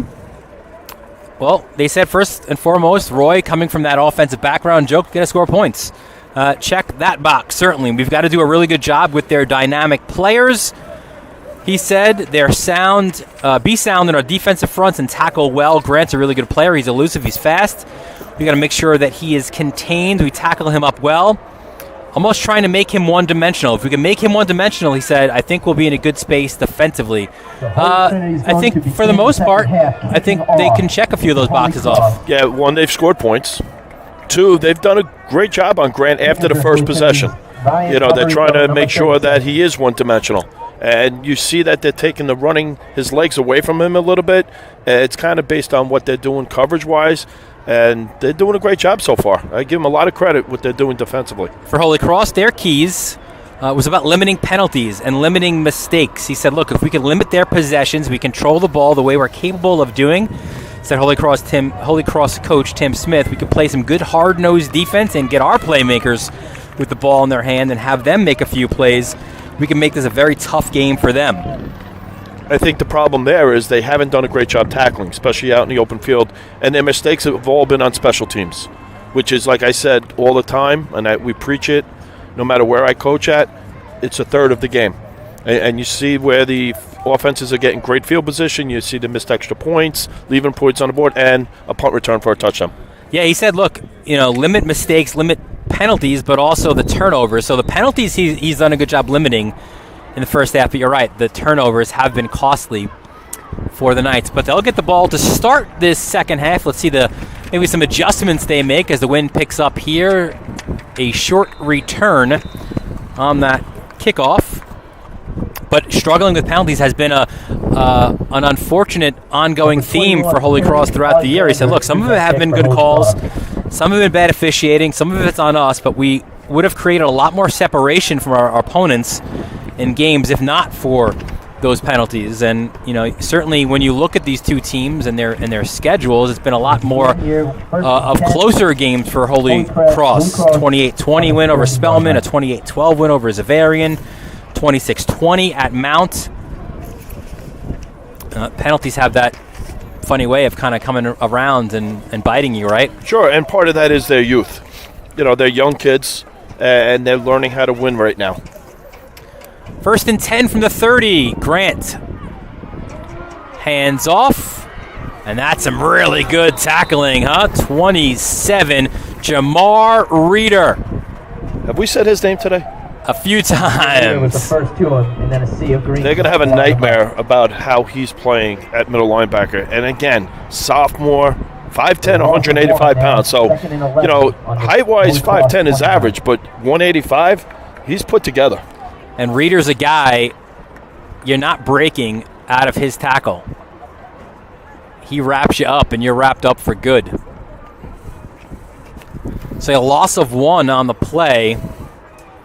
And look, Roy says, right, believes he should be a Thorpe Award candidate. And there's a lot of politics involved there, and sometimes those politics don't go the way of the Catholic school teams, but you can see his ability here. Look out. Grant has to get rid of it. Jump ball, and Roy makes another reception. He made a few in his time here and at Hofstra. Gets a pat on the back from Rocco Raynone as well for the reception. Hey, caught the ball at its highest point, used his hands. Great coachable moment right there. He turns to his guys and says, guys, this is how you catch a football. Not many did it better than he did in his high school days, that's for sure. Again, he took that short trip, right? We were kind of joking about it off air. Down 107, you make that right on the Hempstead Turnpike. You're at Hofstra. Back when Hofstra had football, he was part of those great teams. 3rd and 11, Grant back to pass. Look out, Grant again just heaves it.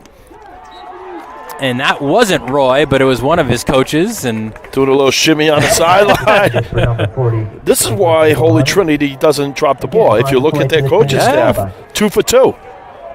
4th down coming up.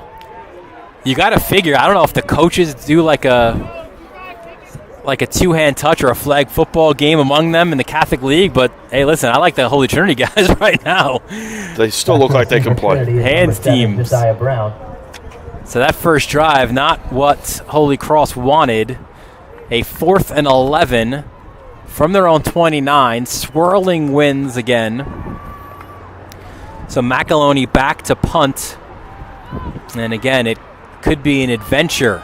You've got Reeder, the short man. It looks like Brown is the long man. Again, Brown already has one punt return for a score. And that's a better low bouncing. The only complaint you have there if you're Holy Cross is it wasn't angled maybe further upfield, but that's that kind of kick that you need to have in this with these wind conditions. They're going to take over there. Angled it a little bit too much towards the sideline, so good field position for Holy Trinity coming out. Yeah, the problem is if you mishit it a little bit and it gets closer to the middle, you could have a repeat of what happened in the first half. So you don't mind a 25-yard punt against this wind. The interesting thing was that Holy Cross came out throwing the ball against the wind. I think they need to go back to running the ball with Grant and get his legs going again. You can see what they're doing coverage-wise, and Trinity's doing a real good job boxing him in right now and taking away the outside, keeping him in the pocket. That's the key. So in the dual quarterbacking situation, so we maybe have a third. Is that Woodall Trippett? No. We're going to third QB. Long pass downfield. Caught by Brathwaite. And that was, Woodall Trippett. Wow. What a bomb downfield. What a great throw, but even a better catch.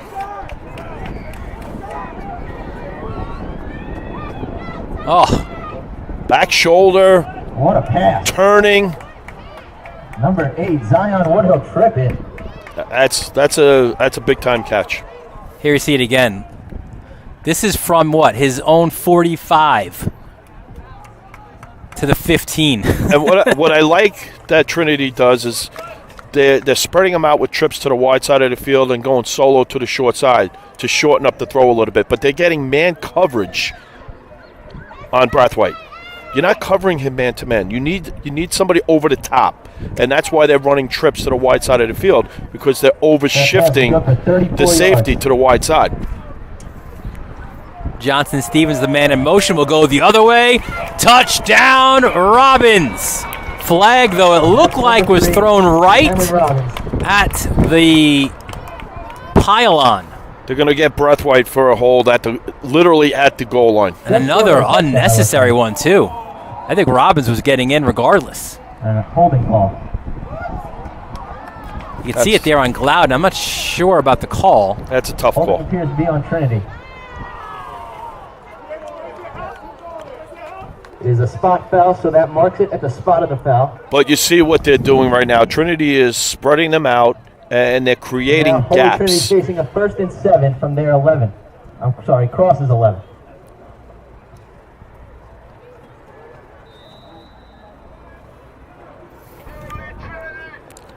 So off the penalty,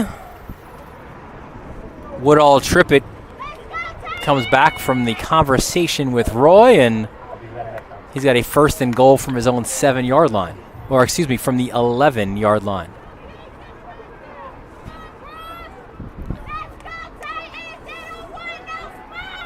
We go back to Robbins, gets it to the outside. This time, a good tackle put on. Looked like the first man in was Nick Woods. We've said his name a few times here this afternoon. Yes, he's played very well at linebacker. Woods did a real nice job getting low. Robbins almost broke that tackle. If you watch, that's a shoestring tackle.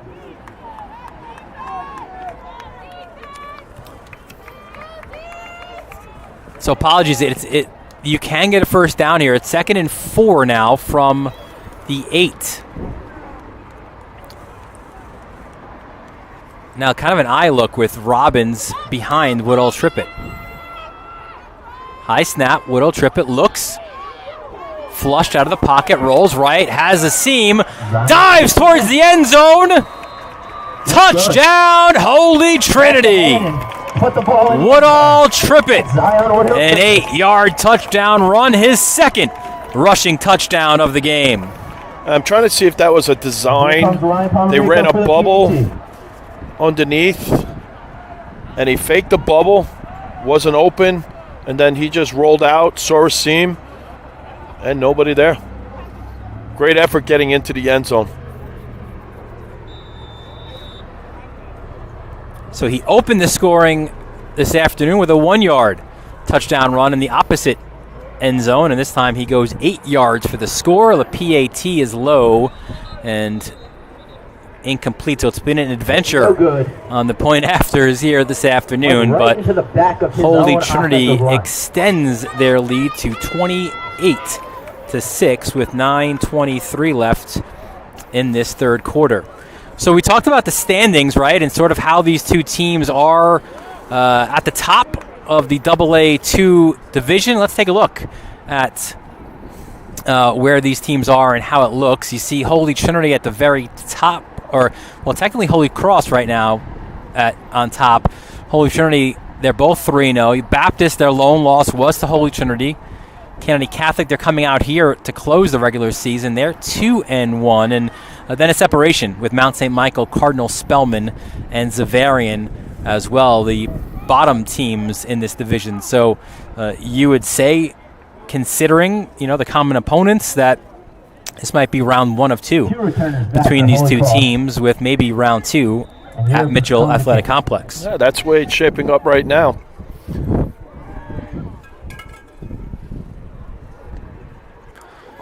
A little pooch, and whistles are blown. Looks like offsides on Holy Trinity. I think that's decline, no? The flag is out. I would decline that, or I don't know. The ball where take the ball where it is at the 42, 43-yard line. It's great field position, but they are moving them back. Call on the field is an illegal kick. So Glowden is long. That's the new rule. It wasn't offsides. It was the illegal kick where that bounce, you can't kick the ball down like that where it bounces up. That's right, for safety reasons. Yes. I expect this ball to go a lot farther than that one. Well, it did. Took a bounce, fielded. Taking a bounce to the outside as well was Nick Woods. See, now we talk about mistakes. You take the ball at the 43, 44-yard line off that penalty. Now they re-kick. You knew he was going to go a little bit deeper, and they're starting where? At around the 30, 37, 30-yard line. So they actually got a 5-yard penalty in their favor, but they actually lost about 4 or 5 yards. On their own 38. So considering time and score, an important possession here for Holy Cross. You've not shown the ability, at least consistently, to stop Holy Trinity, right? So you've got to get some points on the board as well, and then hope for some stops. Grant, again, with his singular ability, could do that. Inside handoff. Carried by 21, Terrence Alexander. Pushing forward was Terrence Alexander, another one of these sophomores. Alexander, solid, good football player, good IQ. We talked about the feeder programs, a Bayside Raiders kid. Played a year on JV a year ago, but he got moved up to varsity immediately. And again, even that 5'7", 175, just the sophomore, so he can run between tackles. He can get to the edge as well. He's got good hands out of the backfield as well. Has 7 receptions for 105 yards and a touchdown. A lot of young kids. I keep saying it. You look at all these sophomores, you would think you're at a JV game. Grant, what's the day for it? Oh, and what a grab. Brown in coverage. And somehow Alexander, we just talked about his ability. It was broken up. Good effort by Alexander, certainly, but Brown brought the heat. That's great coverage. Went right, low tackle, not using his head, just going right through his hips. Shoulder pads went on the ball and broke it up. And he's coming from the safety spot. Here, see it again. I mean, that closing speed right there is not something that you can teach. Coming from the free safety to make that tackle. And that's so big, too, because Alexander had space. Yes, he did. So that was going to be a turn and a first down, likely run. Here's Grant back to Bess. pressured. Goes back to his own 20. Finds a man. Good tackle there by Case. That's number 10, Chet Case. And there's a flag on the play. Again, it'll be a hold. Now, this is an interesting call right now because you have 4th down in about 7, or if you take the holding penalty from the flag, it's a spot foul. And that would be from the 27-yard line, take him back 10 yards. You'd put him back at the 16-yard line. was holding on Holy Cross. It appears to be declined. Yeah, Roy declined it. Yes, he did. You take the down, and look, I think part of that is just sort of what you're doing defensively anyway, but I think part of it, too, is you don't want to give a guy like Grant maybe an extra down, right, to create some magic. I agree with the call. I would decline it, too, but it does become a little bit interesting. So Josiah Brown, again, the deep man. There's the punt by McAloney. It's fielded at the 25-yard line. Here comes Brown. Breaks 2 tackles. Breaks another tackle. Has an upfield tackle as well. Brown to the outside. Grant slows him down before he's tackled at the 23-yard line. How much fun is it watching Josiah Brown get into space on kickoff and punt returns? Glad I don't have to coach against that. Whew. That he just makes like 5 or 6 moves, and he's just making people miss. The Holy Cross 22. Somebody like that, you can't dive low. You got to watch his hips. But that's very impressive, what he just did right there. Josiah Brown, the sophomore, one of the fastest track kids around. He runs the 55, the 100, the 200. Broke the Catholic League record in the 100 and the 200, and you can see why. That's without guys trying to tackle you. And he's just as fast being chased here. 1st and 10 from the 22-yard line. Raynone back in at QB. There's Robbins, and not getting out of the grasp of big number 74, Anthony Marin. Timeout, Holy Trinity. This gives me an opportunity. We talked about legacies, right, and families. Well, Anthony Marin, a 2-year starting captain. He's another guy who's been around Holy Cross football forever, number 74 for Holy Cross. 3 of his brothers were in the school. Joe played baseball. Frank was also, like Anthony, a left tackle for 2 years. Anthony Marin, 6'3", 290, tough, gritty guy, and he's got a switch, says Tim Smith. Once he gets on the field, he's going to finish players.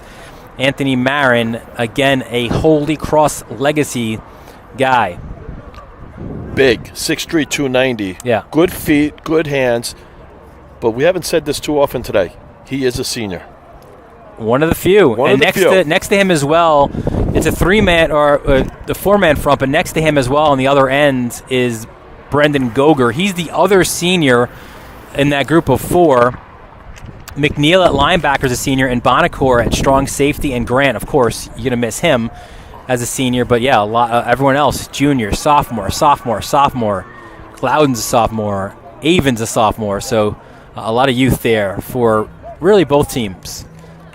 2nd and 8 off the timeout. Robin pushes forward, gets down at about the 16-yard line. Now Rion's back at quarterback, so Coach Roy is sticking to his plan, alternating quarterbacks. And I would say that at the 16-yard line right now, with the win, this is probably a 4-down situation. I don't see them kicking a field goal at 28-6 right now. 3rd and 4. As Raynone, a sophomore QB.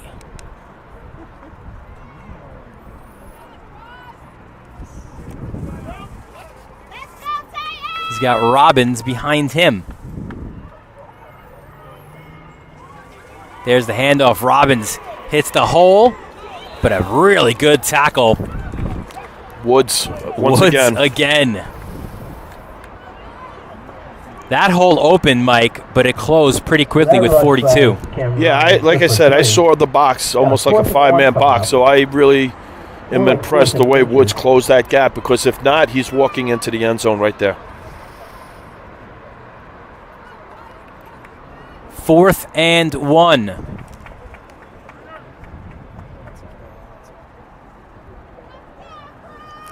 He comes from a football family. Woods, right? Yes. Uncle Dion. Defensive coordinator, grandfather, coach at the Brooklyn Skyhawks. 4th and 1. Back to Robbins and flags on the play. A false start on the offense. Looked like the left guard moved a split second too early on that.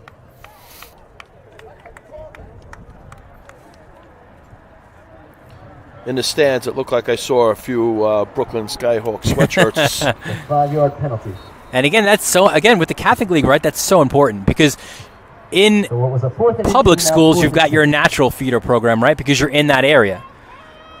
You know, so my guy, Greg Dietrich, I went to high school with him at St. Francis Prep, big Mustangs guy, right? So at Massapequa, you got a lot of Mustangs guys. Oh, there's so many teams, so many kids.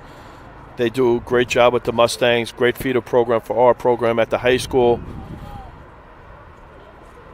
4th and 6, but if you're in the Catholic League, you've got to find guys in different positions. Raynome back to pass over the middle, in and out of Grant's hands. So a turnover on downs. Let that one go. What you like here for Holy Trinity in that situation, right, is you turn the ball over, but you turn it over on the 16 or the 18-yard line, so it's a long field for Holy Cross to go. Yeah, and you know, Grant's probably kicking himself for missing that ball, but it actually works out just as well because he runs out of bounds at the 1-2 yard line. Or maybe in the end zone, but it's close, but they turn the ball over on downs. That's a good defensive possession by Holy Cross, all right, because a touchdown there might have put this game out of reach. Now, again, the question is, can they capitalize on that? But yeah, no, like you were saying, Holy Cross out of Bayside, so they've got the Bayside Raiders, the Rosedale Jets, even some Skyhawks guys. It's so important when you can get guys from all different areas to make sure you've got ins with those feeder programs. Here's Glowden. Breaks the tackle at the 25. He's pushed out of bounds at the 35. And you have a man down for Holy Trinity right now. Yeah, Renal White, the sophomore. Looked like he fell on his shoulder, maybe. Here you see Glowden again. Pass by Grant. Good cut to the outside. There you see maybe the leg or the knee into White's shoulder.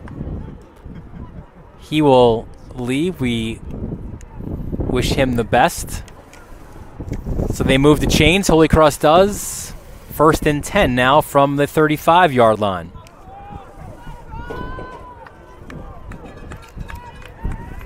Well, you said the importance of this drive right now. It's a good start. Grant chased. And what a catch by Alexander. And he crosses midfield. And that's that crossing route that we talked about before. Bacon was chasing Grant. And then a really good-looking catch by Alexander.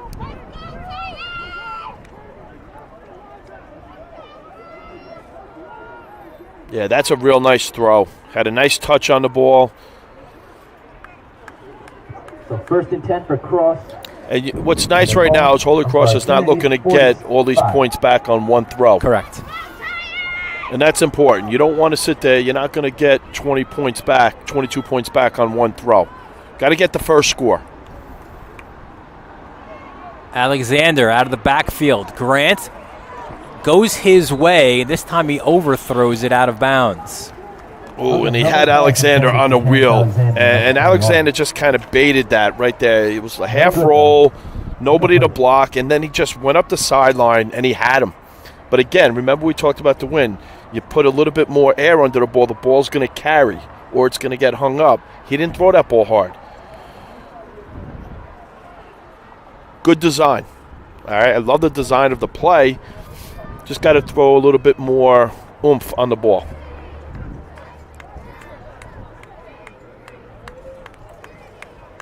2nd and 10 from the 44-yard line.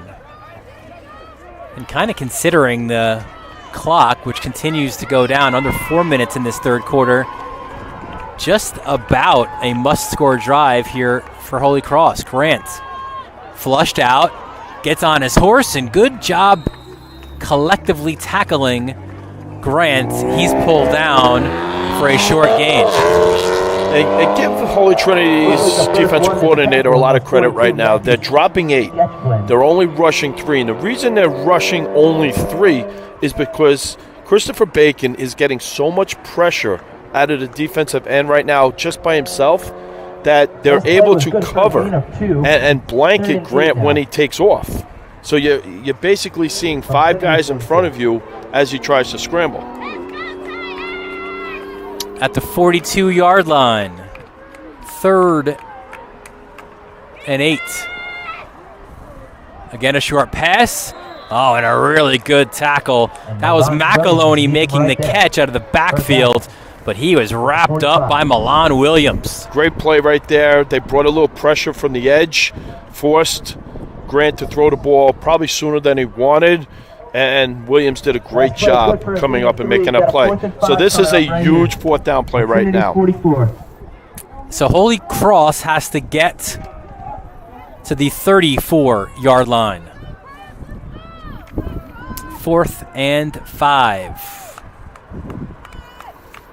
We're going to call this a long 5. Yeah.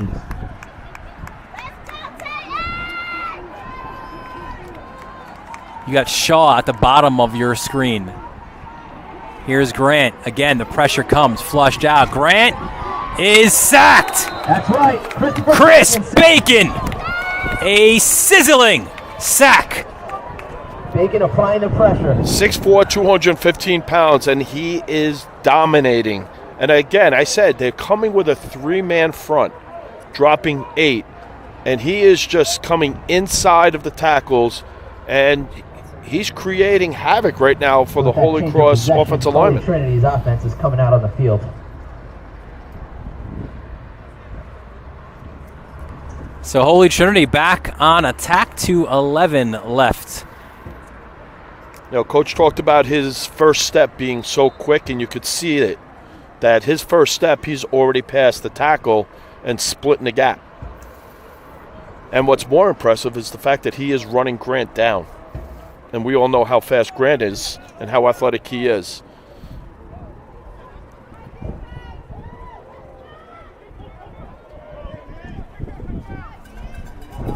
Raynone back at QB. Wow, look at that tackle. That was Chris Galindo, number 50. Two-way junior. Look at 50 come in here. So it looks like Cameron Robbins got back to the line of scrimmage. It'll look to be a no gain.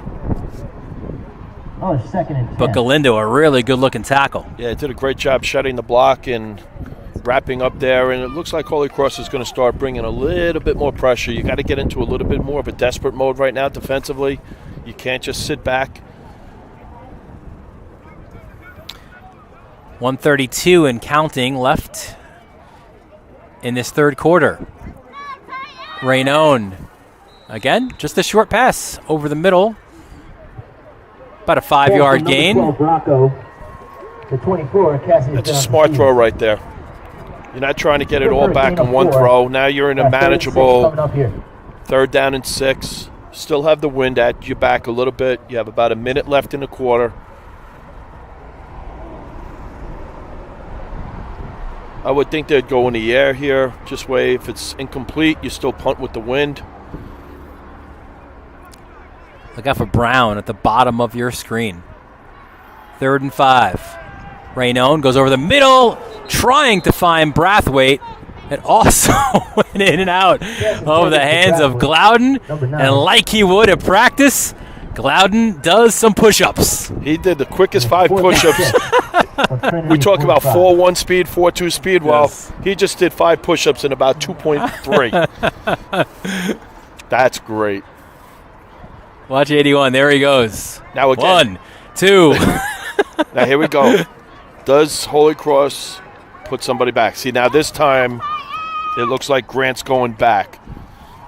And Raynone again. 7 yards deep, like a quick kick. It's just a pooch. Grant.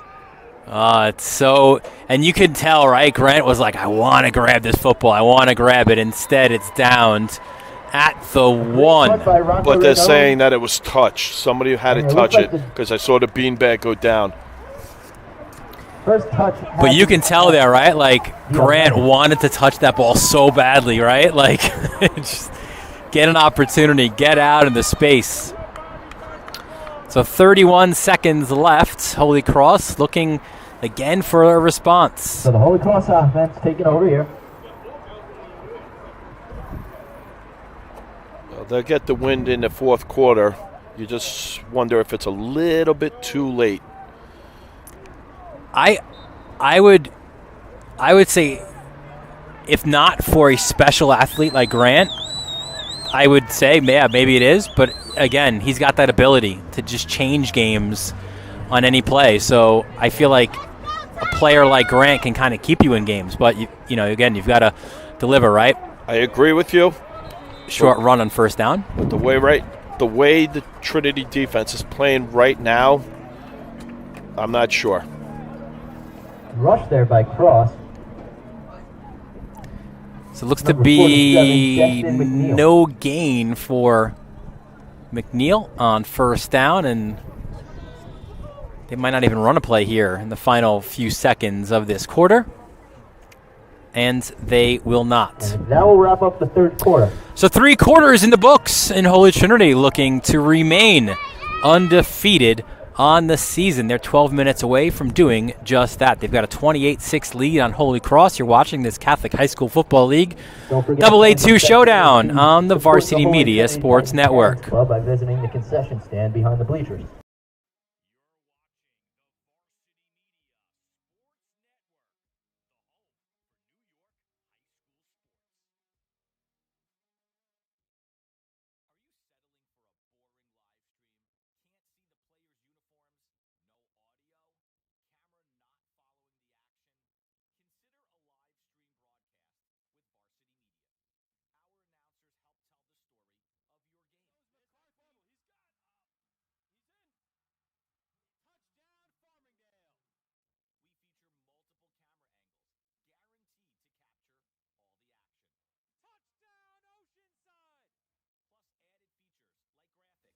Instant replay. Yeah, the shooters are going to shoot here at Bethpage, and one of many threes on the day. Interviews, and more. It's your time to shine. And with Varsity Media, now you can. Contact us today and book a live stream broadcast with Varsity Media. Online at varsitymedia.net or by phone 516-403-2050. Welcome back to Holy Trinity. Dylan Butler, Mike Spina, high atop field here at Holy Trinity. Fourth quarter just underway. A broken play, it looks like. Look out, Grant, his own end zone. Short pass to McNeil. And a really good-looking tackle by Chad Case, number 10. Pass complete to Brown looked like he was in on there as well. Yeah, he was the one that actually looks like he picks him up and drives him into the turf a little bit. Great job by the Trinity defense, staying disciplined. It'll be a gain of 4 on the play. Yeah, you're right. 3rd and 6 from the 15. Oof. They double-teamed them, the two of them. It's a nice, solid tackle.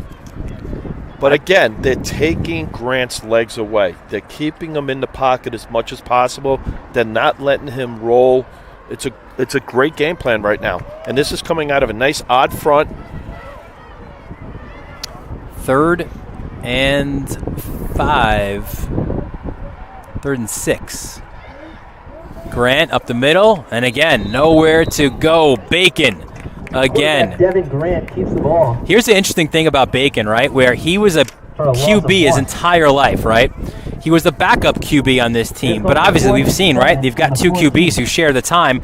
So how do we get Bacon and his athleticism on the field? So Coach Roy said, hey, listen, Chris, we have a pretty good idea here. How about we get your hand on the ground, we get you on the end, and now you can go chase guys as a defensive end. And you can see he's reaped the rewards of that, right? 18 tackles coming into this today, 2 8 tackles for loss of his 18 tackles, 2 sacks, which means he's getting in the backfield. He's utilizing his speed and making stops. He's doing a great job. He's dominating the defensive line.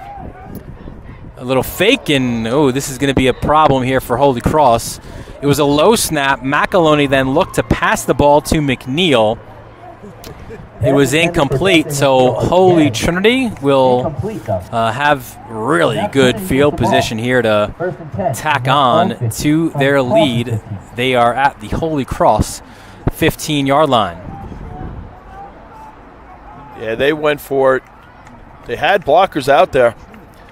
Again, starts with the snap. Yeah, execution.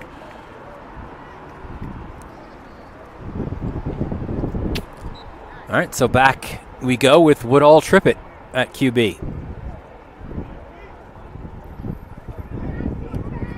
And again, you made the shout about breast cancer awareness. How about the socks there for Woodall Trippett? Pink. Over the middle. Tipped there.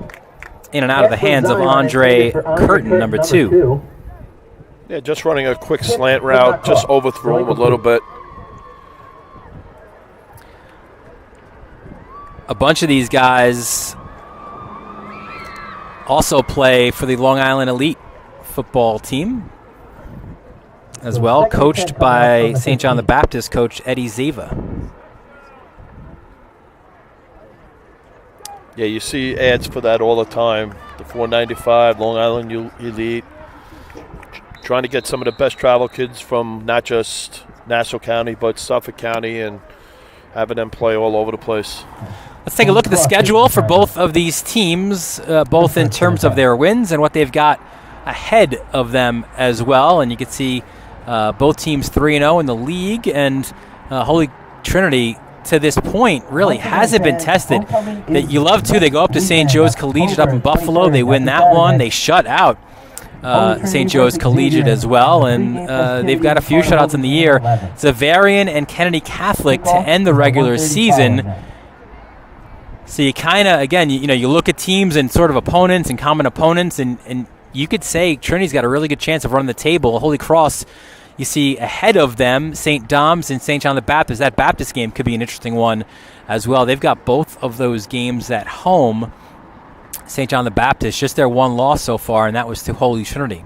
Yeah, well, that's going to be the key matchup to see who gets that 2 seed and who's going to Mitchell Field. 2nd and 10 from the 15-yard line. Johnson Stevens in motion. Fumble. It's loose. It looks like Holy Cross has it. And they do. Good sportsmanship falling there. Sorry, Mike. Falling on the football, John Bonacore, the Rover on defense. Watch number 28 come up with this football. There he is. Yeah, it looks like he just took his eyes off the ball for a split second with the jet motion, and, it keeps Holy Cross alive. A touchdown there that probably would have been it. You probably would have started seeing some backups in seconds, but right now, no. We talked about, coming from Riverhead and coming from Southampton. Well, Bonacore is another guy who's dedicated to his football and education as well. He comes from Brooklyn all the way to Holy Cross. Now, if you're from the island, you might think, well, that's not a big deal, right? Brooklyn to Queens. Well, listen, try the BQE on any given day. It's an adventure. So here's the same play we saw to start the football game. Get Grant out into motion. Flag on the play. Will this be a pass interference penalty? This time that one was executed a little bit better. That's how they started the game. Holy Cross did on a bit of a reverse. Going to be a legal man downfield. That's what the penalty is going to be right now. Looks like 55 was downfield. Santola, here it is again. Great coverage.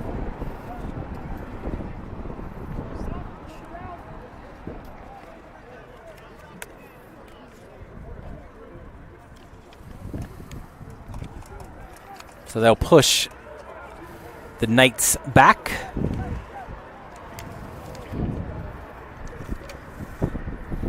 And I'll tell you, one of the adventures, and you got to give Tim Smith and his staff so much credit at Holy Cross, is, you're you're not used to these kind of things out on Long Island, but they don't have a regulation football field at their campus. You've got like a half a field. You've got to just try to find that. They had a good relationship with Bayside High School. They were using their field for years. Now they're over at Campus Magnet High School. They don't have their own football field and just space. So you're always traveling. You're always trying to find fields. You don't have that luxury like you do even out here at Holy Trinity. So, you make the most of the little that you have. Yeah, it's not easy. Traveling every day, trying to find out where your next practice is, not getting 100 yards, hash marks. There's a lot to be said about it. This time you get Shaw in motion and doesn't go, can't turn the corner. It was 85, Jeremy Shaw with the carry. I think Bacon again. It was Bacon again. Had some help on that one, but he is just all over the field defensively. I'm all about Bacon again. Lost the play on the last play. Did you have it for breakfast? No, I Second didn't. and 18. See, I always do on Sundays. I'm trying to be good. I go with the turkey bacon on the weekdays. All right, there you go. 2nd and 18 from the 8-yard line. What's that line? Everybody loves bacon.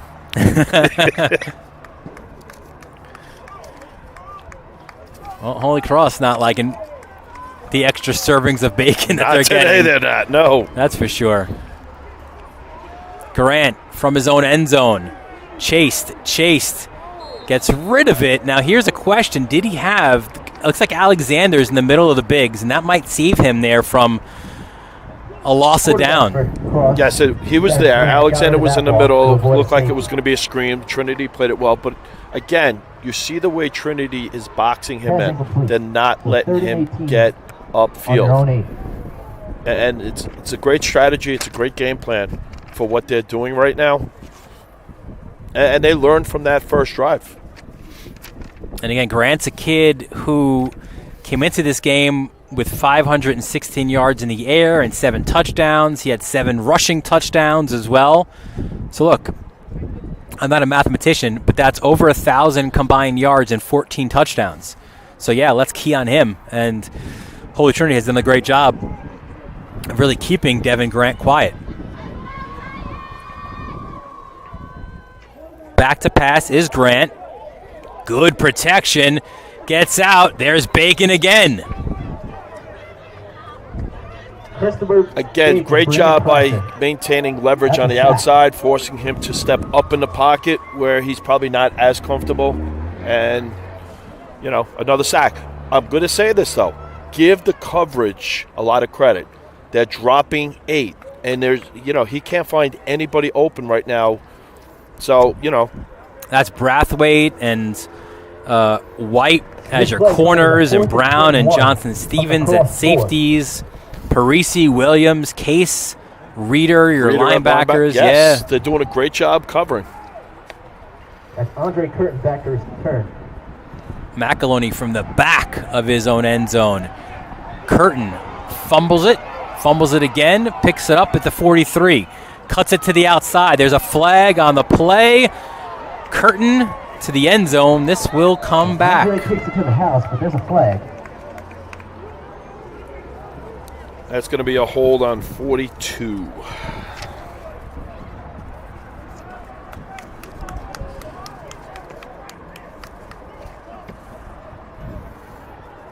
Well, certainly a lot for both teams to address, and even in victory, right? There's always things you find in these penalties. Blocking the back on Trinity. I want to say there's at least on the next play.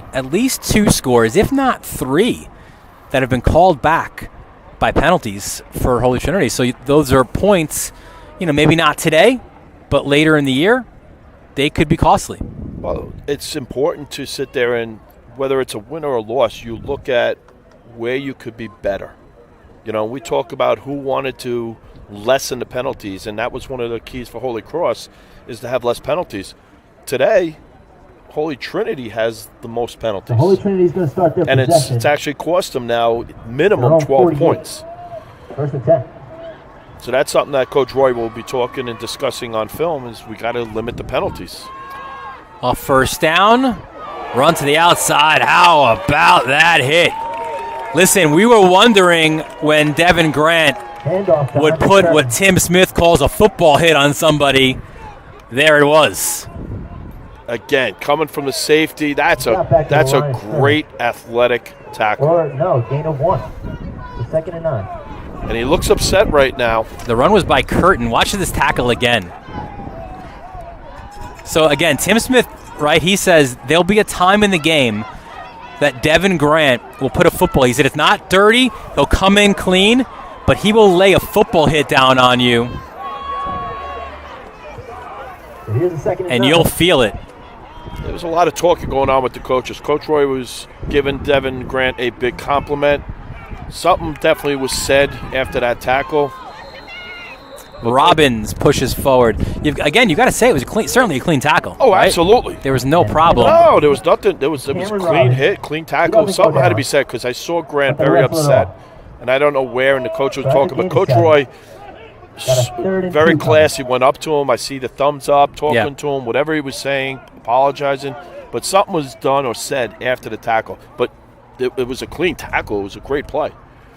3rd and 2 for Holy Trinity.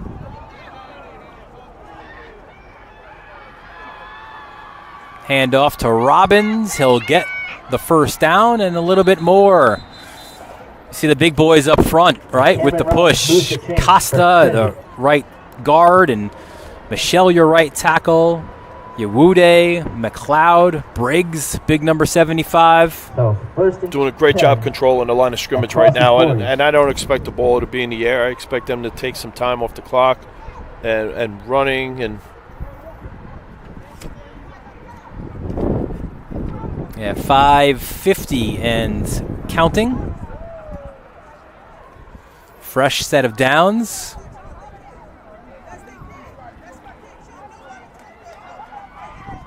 Back to Robbins. And again, a good tackling there. A couple of different guys were in on that. McNeil was 47. And Robbins, again, with his speed and his strength, tried the stiff arm, but you got to give McNeil credit as well. Yeah, just constant effort. And that's what you want to see. Not looking at the score, not looking at the clock, just playing football. Goger, 51 in on a tackle as well. Looks like this one will come back. Another holding penalty against the Titans.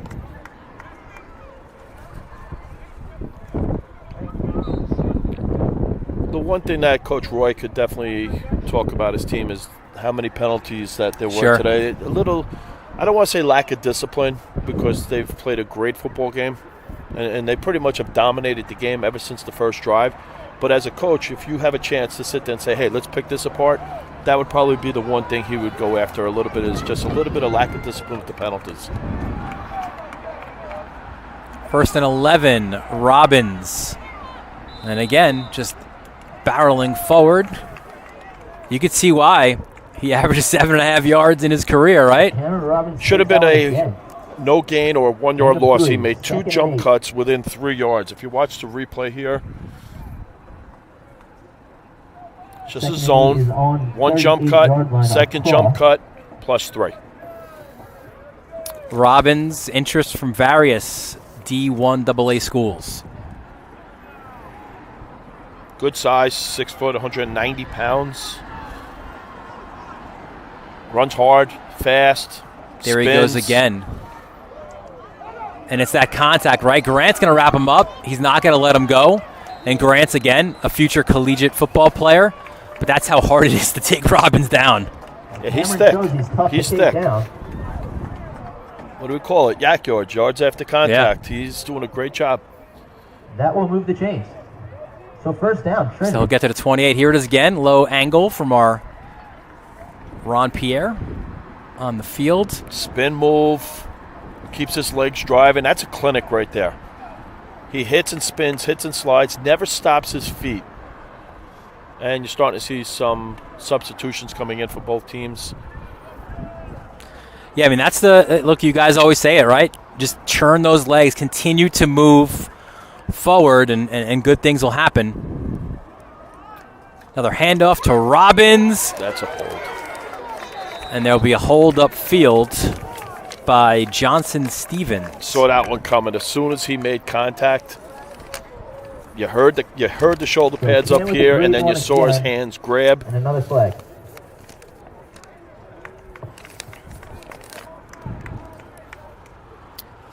Last meeting between these two teams, it was a victory for Holy Cross back on September 14th, 2019. 22-6, last Holy Trinity win. Holding by Trinity. You go back a year before that, September 29th, 2018, 40-38 in overtime. We thought maybe we'd have one of those barn burners, maybe a lot of scoring on both sides, but as you mentioned, I think that maybe the biggest storyline, we knew about the speed and the playmakers, but I think it's defensively what Holy Trinity has done today has been very impressive. Great defensive game plan. Robbins again. There's the spin, the churn, the push. And it helps when you got Briggs 6'4", 260 pushing with you as well. No, that doesn't hurt. So that carry was good for 3 yards. Moves pretty well. Got a 2nd and 10. Briggs, another Crosses 21. likely D1 prospect, right? He's got the size already, a 2-year starter. He's a junior, former tight end, so you know that he's got good feet as well, good speed.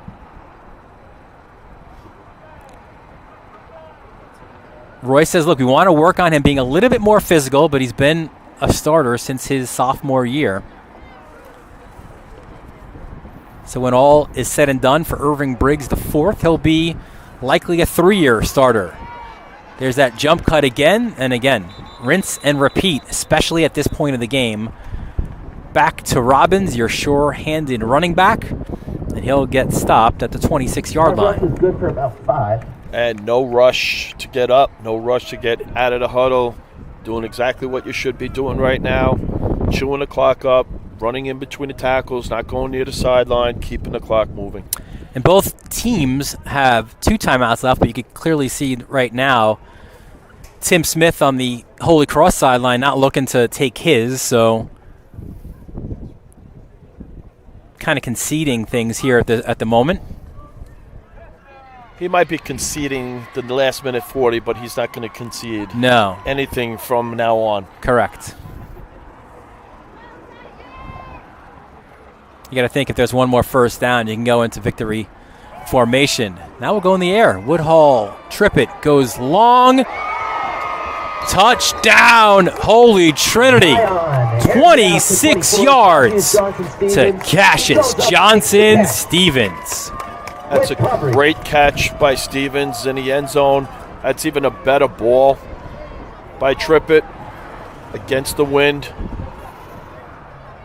Kind of lulled you to sleep there with all the Robbins rushes, and Woodall Trippett goes in the air. So after that touchdown, look at that ball right in the back corner of the end zone for Johnson Stevens. And that was good coverage. Actually, that was great coverage. Just a better throw and a better catch. But that would be the exclamation point on this victory for Holy Trinity. Pomerico on to attempt the PAT. Snap is good. Kick is up. And that is good as well. So that extends Holy Cross's lead to 35-6. While we have the opportunity, let's show you some of our games upcoming here on the Varsity Media Sports Network. We will stay in the Catholic High School Football League. A big one on Friday night out in South Huntington. The Gales of Iona Prep and the Friars of St. Anthony's. On the air, 7 o'clock opening kickoff for that. We stay out in Suffolk County, not too far from St. Anthony's. Hills East taking on Northport. Big game there as well, and you can see the remainder of our schedule as well, including a good one. Southside and Bethpage there, you see it on the 29th as well. All those games live on the Varsity Media YouTube channel. You want to subscribe to that, and you can see all of our social channels as well. We'll make some future announcements as well of additional broadcasts. Playoffs are just around the corner. We're finally today, this afternoon, and maybe again not because we're on top of the press box, but it finally feels like fall. You know, it's been a lot of warm weather in October, and it's a good feeling. Fall is here, and that means football, a pooch kick fielded at about the 38-yard line. Kick was fielded by A host of number 14, tacklers Christopher for Harris Holy for Trinity Hillsborough. on that. But you're right. You talk about the weather, and now that the weather's changing, the Return wind lead starts up to, to the 40-yard line. be a factor in these games. The rain, the cold. Some of these games actually become 2-quarter games instead of 4-quarter games. Teams that throw the ball real well, it's a little bit more challenging when you have the winds. They always talk about the weather being a factor in games in November and December. It's not the rain, it's not the snow, it's the wind. And over at Mitchell Field for the Catholics, that's brutal. Listen, there's a win there on July the 10th. It's wide open out in Mitchell. 1st and 10 from the 40-yard line. Oh, that's a great tackle. Why not an extra serving of bacon? I think that Holy Cross would rather have some sausage. For a loss of 2. So then a 2nd and 12 coming. I would say that there's just enough time for one more play. Yeah, I'd like to, again, we hope to see them again. Don't forget, fans, that next week. But I'd like to maybe see one more play, one more opportunity here for Grant to do something special. Pre-game festivities at Carnival will begin at 11, followed by kickoff. And by the way, I will say this as well while we have an opportunity, final 30 seconds. Again, covered his uncle Dean Marlowe for years. That was an inside handoff. Dean Marlowe, one of the nicest guys that you can meet, a terrific human being, a great football player as well. But listen, that's the bones, right? That's some of the bloodlines for Grant. So he's following a really good one in Uncle Dean, and Grant will go on and play football at Buffalo, and that'll do it here. Holy Trinity, a big win. And again, Mike, this is one of those games that there was a lot of hype around it. 2 undefeated teams in the conference, right? So you kind of want to see, how do you match up? And you've got to say, Holy Trinity certainly, right, passed the test in a big way. A big victory for them as they remain undefeated on the season. Yeah, they passed the eye test today. Looking at both teams in warm-ups and looking at the notes, I mean, you saw the same thing. You saw some speed, but you saw a lot of young kids. And when young kids sometimes get behind, it's a little bit tougher than when you're a senior to recover from some of the mistakes that were made. You see a lot of good sportsmanship going on. The coaches all hugging each other. And, 2 first-class programs here in Coach Roy and Coach Smith. And I do have a feeling that both these teams will meet again at some point. And then you see the 2 quarterbacks going up to each other. And yeah, Grant surrounded, this time in a good way, by Titans. Yes. He didn't like that he was surrounded during the game as QB, but a great sign of a show of respect for both teams there as well. Grant did get a 40-yard touchdown. It was the only score of the game for Holy Cross. His opposing quarterback, at least one of them, Woodhill Trippett, with 2 rushing touchdowns. Raynone threw one to Simpson, a 30-yard score. Brown, a 42-yard punt return as well. So a big afternoon for these guys, the Titans of Holy Trinity. They improved to 6-0, 4-0 in the league. Holy Cross suffers their first league loss, second loss overall. They are 4-2 and 3-2 in the league. Mike, it's been fun. Oh, it's always a pleasure, Dylan. Want to wrap things up here from Holy Trinity High School for Ron Pierre. Did all that great work with the sideline camera. Angelo Caiezo up here next to us as well. Atop the press box, the mayor of Seaford, Nick Louisi, directing. And for my broadcast partner, Mike Spina, Dylan Butler, thanking you again for joining us here on the Varsity Media Sports Network. And we'll see you at our next game, any host of these next games as well. Have a good afternoon, everyone.